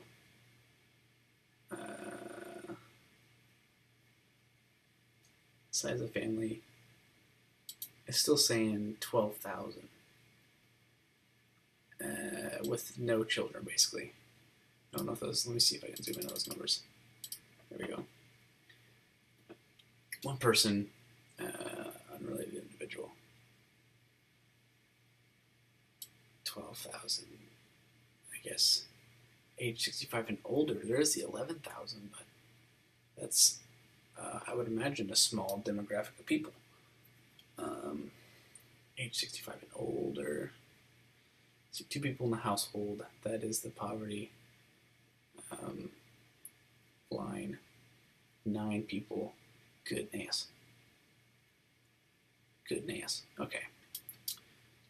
So there's the poverty line. I can understand if you make less than that, not being able to survive, especially if you're in a state like California or Washington or Hawaii, not being able to make ends meet. And yeah, I'm happy to give money to those people. I don't have a lot of money to give, but I would love to give money when I can. Let's continue this though. $1,000 a year is above the poverty line. But a person making that much has only $1,250 a month. Just double check. I went to the United States Census Bureau, and that's where I got that spreadsheet from 2016. But yeah, I'm going to pin this website because there is a lot of useful information on here. I'm going to pin that. But continuing. To live off of.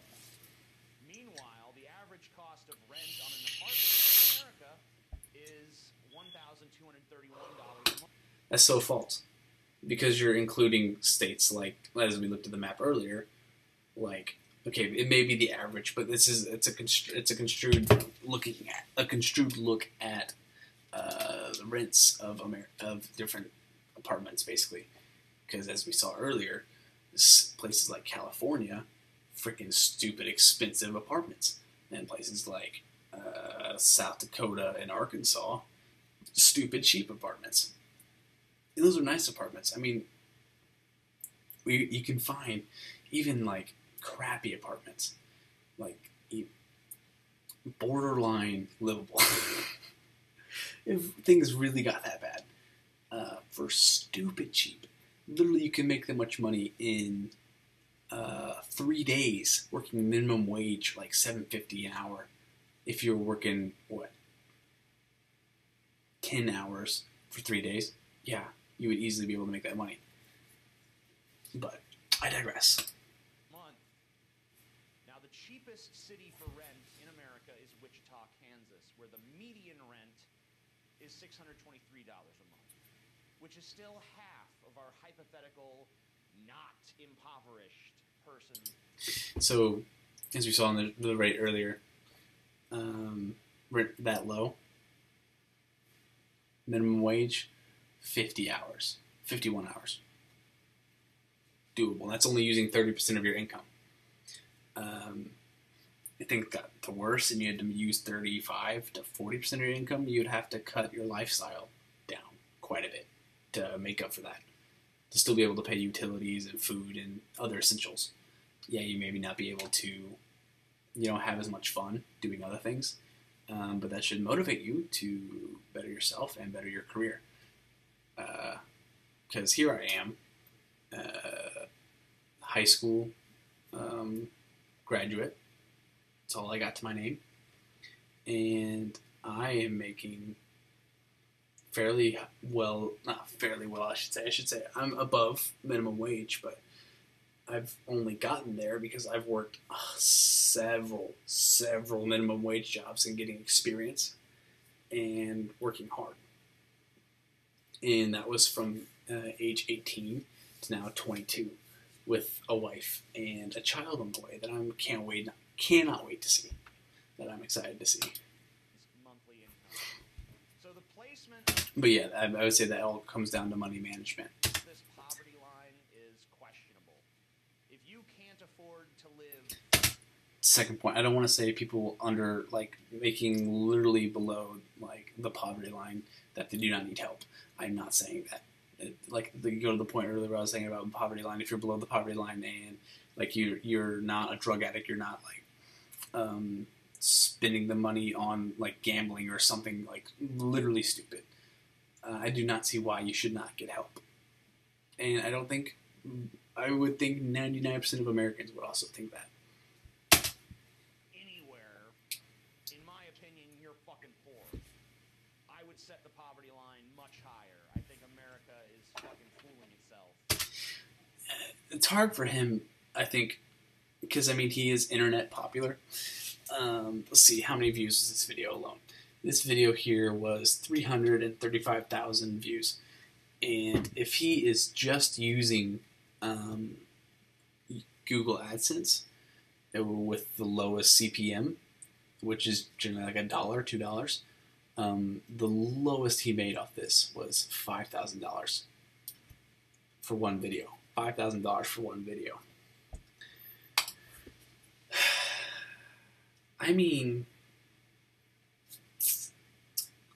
That's still a significant amount of money. I don't make $5,000 a month. Me and my wife combined do not make $5,000 a month. He got that all from this one video. This was posted, in February? So it was a while. This has gained views since February, of course. What was his most recent video?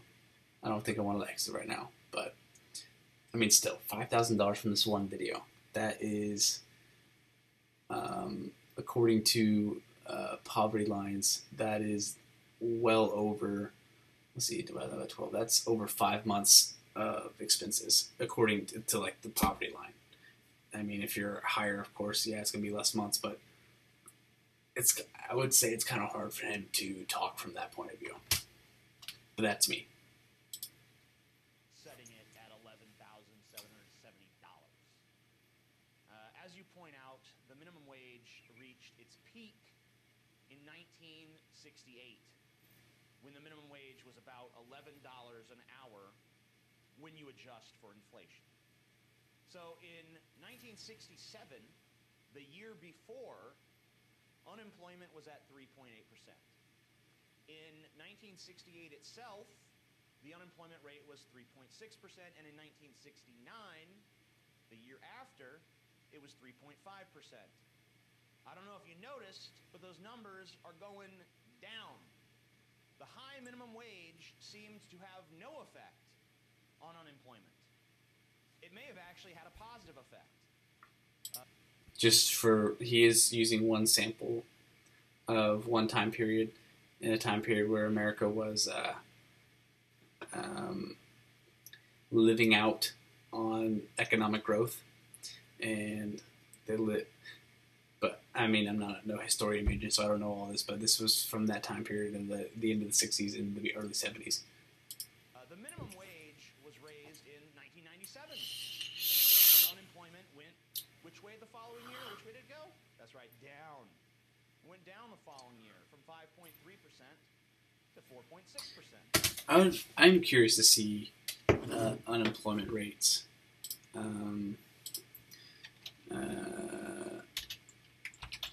Unemployment rates over time in the U.S. Let's see, 1948 to 2017.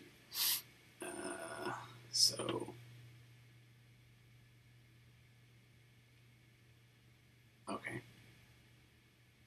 The unemployment rate has been going down drastically this year. Well, that's very good. But I want to see it over time. A lot more than just this year, 2017.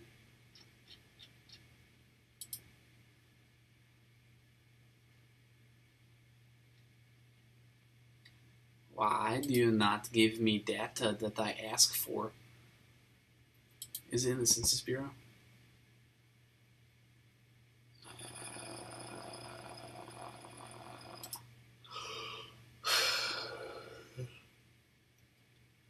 Let's see, February. He's talking back in February, so it was at 4.7% when he was talking. Unemployment was at 4.7. In October of 2017, it was now at 4.1%. It has actually been going down drastically this year.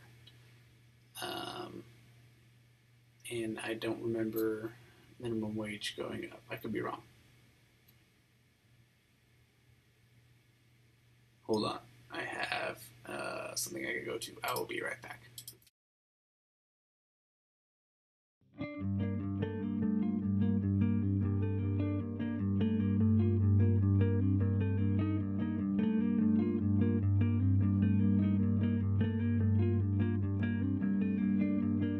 There's a third boat tied between heart and soul, connects body and mind beyond our control.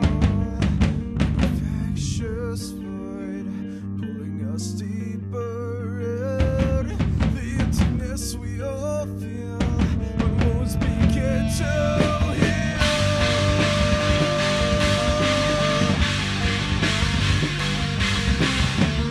Okay, where was I? Reese, am I talking a bunch of crap? I want to hear from you before I continue this video.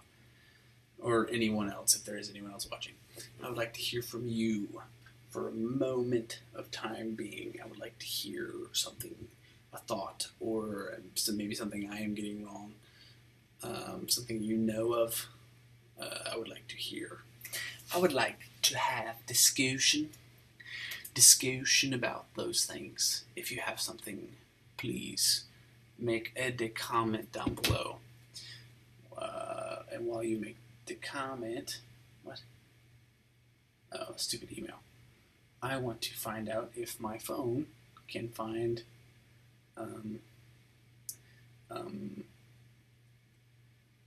kids, child.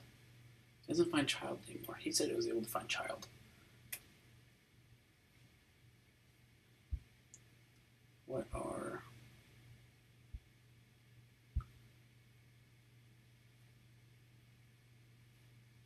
I'm guessing Apple quickly took that out.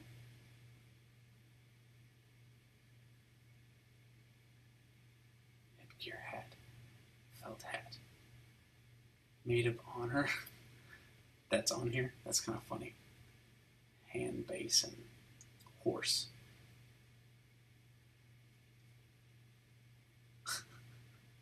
So, searching horse on my phone. Let's see if I can get this to actually show on the stream. Apparently, my phone thought this was a horse. And also a picture I took at Inspiration Point, but that's what they thought was a horse. I'm going to continue on here in a minute if I don't get any comments, but I will give it another minute or so before I call that. I'll probably finish out this video and that'll be the end of the stream, just so I can, go to bed. Do gain an hour, I thought, or something. We get an extra hour of sleep or something. I don't know how that works. I'm not going to question anything.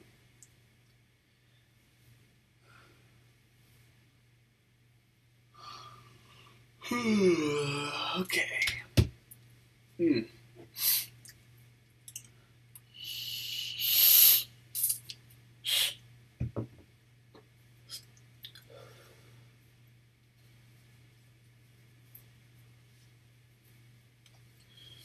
All right. Let's continue on here. And look, I'm not making a case here that raising the minimum wage makes unemployment go down. Sounded like it. Statistics don't support that either. Okay, then what was the point of bringing that up? For instance, it was last raised in 2009, and unemployment did go up afterwards, but this is almost certainly attributable to the market crash of 2008 and the ensuing Great Recession. I would like to make the point. Then, what do you make the unemployment going? Like, what are cases of the unemployment going down without raising the minimum wage? What causes unemployment to go down, other than the minimum wage being raised? That would be a good point to look at. And there are other examples of unemployment going up after raising the minimum wage. So it's not like there's not evidence that it makes it go down. There's not evidence that it makes it go up. Raising the minimum wage seems to have little to no effect on unemployment one way or the other. It doesn't seem to make unemployment go up or down with any sort of reliability. But we don't have to limit ourselves to looking just at the federal minimum wage, because from 1997 to 2007, a full 10 years, the federal minimum wage was stagnant at $5.15 an hour. So many states chose to enact their own higher minimum wages during this time period. And according to research by the Fiscal Policy Center, the states that raised their minimum wage had lower unemployment than the ones that didn't. Now, there are many variables at play here, so I can't say with any certainty that these states did better on unemployment because of the minimum wage increase, but it certainly didn't hurt them. My current home state of Washington, pardon me, has raised the state minimum wage every year since 1999, and it now has the highest minimum wage in the country at $11 an hour. Washington's unemployment rate is currently 5.5%. You compare that to my former home state of Louisiana, where there is no state minimum wage and unemployment is at 6.9%. In South Dakota, the minimum wage is about $8.65 an hour, which is $1.40 above the federal minimum wage of $7.25, and their unemployment rate is only 2.9%. In Massachusetts, which is another state with an $11 an hour minimum wage, tied for the top spot if you don't count D.C., unemployment in Massachusetts is at 3.6%. Now, for the sake of honesty, there are states with low minimum wages and low unemployment. And there are states with high minimum wages and higher unemployment. So, like, you're making the case here. If minimum wage isn't the reason why unemployment is, then we have to find out what is the reason of unemployment if it's not minimum wage. Otherwise, that argument isn't valid. Washington, my current home, is actually not that great at 5.5% when the national average is about 5% unemployment. There are a lot of variables at play here, but the point is there seems to be little to no effect on unemployment rates from raising the minimum wage. Tons of states have done it without seeing spikes in unemployment, and we've raised the federal minimum wage several times in our country's history, and there's been no consistent uptick in unemployment afterwards. Sometimes it actually goes down. The next argument against increasing the minimum wage that you make is that it'll lead to prices going up. Now, you cite McDonald's and Walmart as two places where this effect I would say those were poor examples, but we'll continue. be pronounced. Well, in the case of McDonald's, the studies have been conducted, and while not all of the studies reach the same conclusion, most agree that the price hike from raising the minimum wage would be negligible. The lowest estimate I was able to find was about 17 cents onto the cost of every Big Mac. The thing is, you can't use large corporate companies as the example because that's not who it would take the biggest hit in terms of cash flow. It is the smaller business which makes up the vast majority of businesses in America, and the vast majority of people who are employed are by small businesses. And if small businesses end up having to pay like minimum wages that are very high, you're going to see a lot of small businesses have to fire people because they literally can't afford them. And if that happens, that's one case for the minimum wage and unemployment. Now, that's not always the case, but we're talking drastic changes in the minimum wage. The highest estimate I found was about 64 cents onto the price of each Big Mac. But in a country where the average worker is making at least $15 an hour, paying even $1 more per Big Mac would be totally acceptable as a side effect. The fear, I think, from a lot of conservatives is that these companies will control costs by firing employees rather than raising prices. But I really think people will be willing to pay moderately higher prices for the sake of a much higher wage. I don't know about that, because if you're saying that people are, at a low income, who literally need to manage their money as well as possible, they're going to go to the place that provides the best product for the cheapest price. And I would not say McDonald's has that in terms of quality of burger, but I digress. Actually, recently, if you've ever gone to McDonald's recently, their prices seem to be super high. I don't know why that is. It just seems McDonald's has gotten even more expensive. I was able to feed 4 people at a Mexican restaurant for less than what it took to feed 4 people at McDonald's. This is a nice hometown Mexican restaurant. The final bill was cheaper than what the McDonald's bill was. But now, there are other threats posed to these jobs by things like automation, but those threats are going to exist regardless of the wages being paid to employees. That is, unless we enact some sort of legislation that's anti-automation, which I have mixed feelings about, but that's really a totally different topic. As for Walmart, in terms of automation, I would say I'm more of a fan for, because it would, one, reduce prices of things. If you can't, over time, initially it'd be very expensive for companies to automate a lot of things, a lot of repetitive processes. If you're able to automate those, then that saves the cost a lot more, which means people will...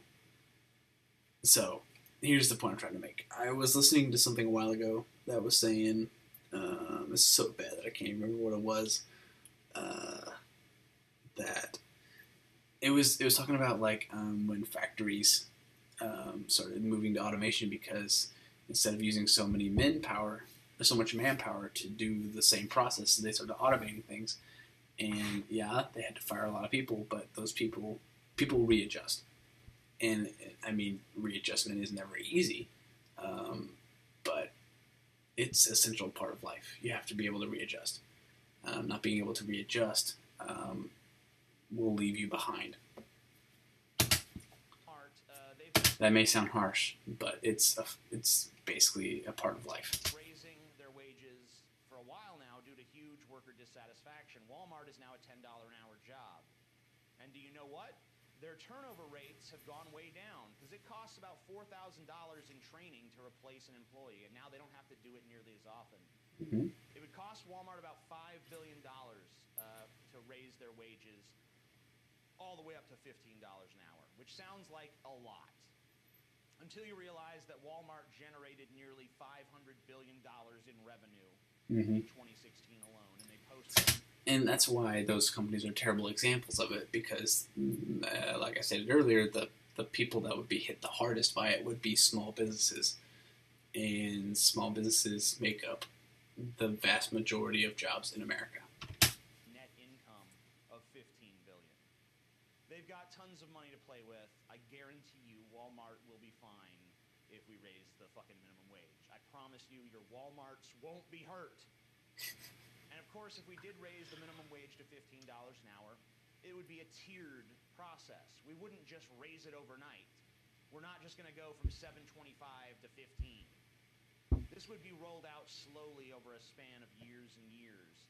But once it reaches its mark, let's then tie the minimum wage to inflation and to cost of living so that we never need to have this stupid debate again. It'll just automatically go up as it needs to every year.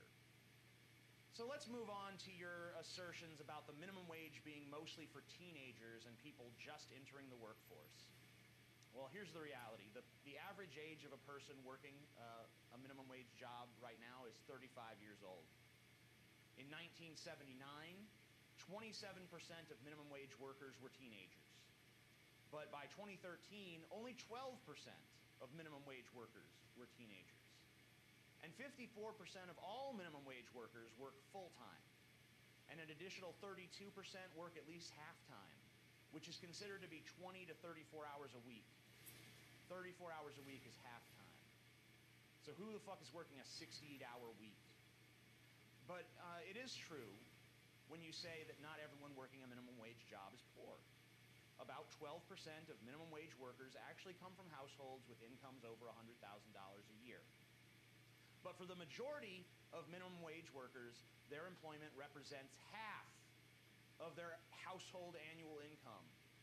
So most people making minimum wage are Well, Meowth, welcome here. I guess I have no idea how you ended up here. I apologize if it was an accident, but I'm glad you're here. reliant on the income that they make from it.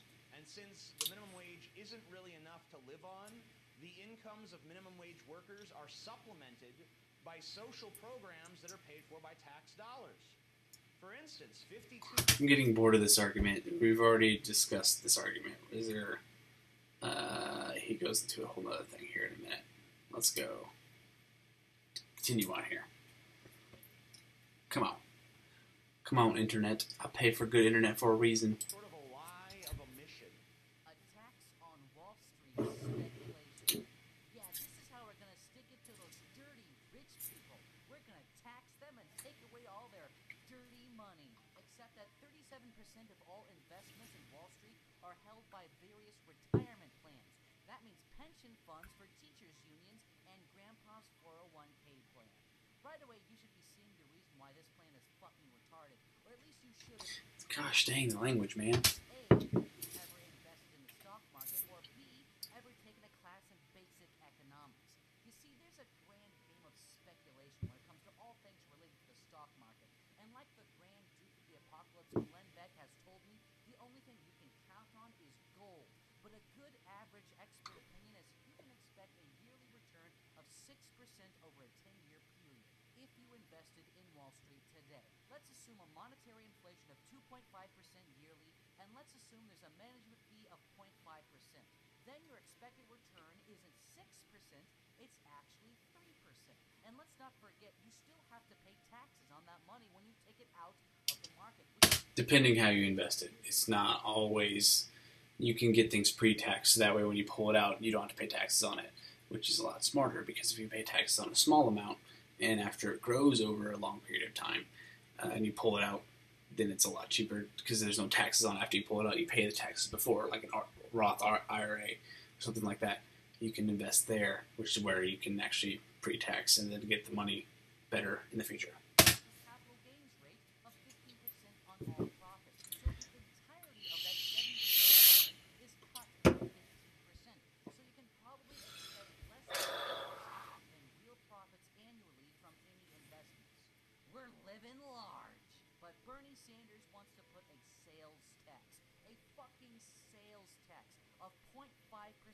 every single time you make any trade. This means you get to buy or sell any given stock 4 times in any given year before you're actually losing money. And that's a pretty big deal because a third of all investment in the stock market is in foreign funds. And guess what? They're not gonna invest if they're gonna lose money, you old fucking socialist crank. And neither will domestic investors.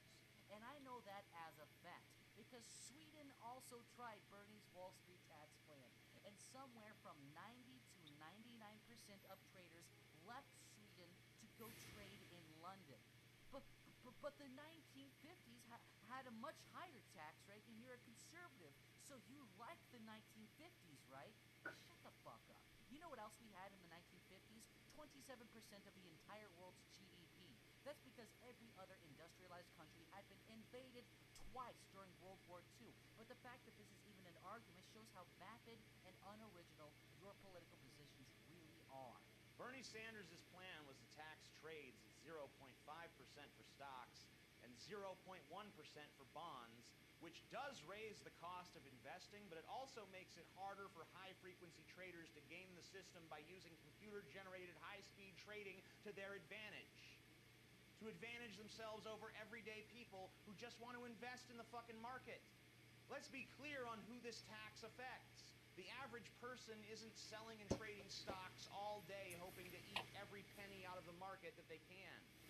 The average investor makes investments and waits for them to grow.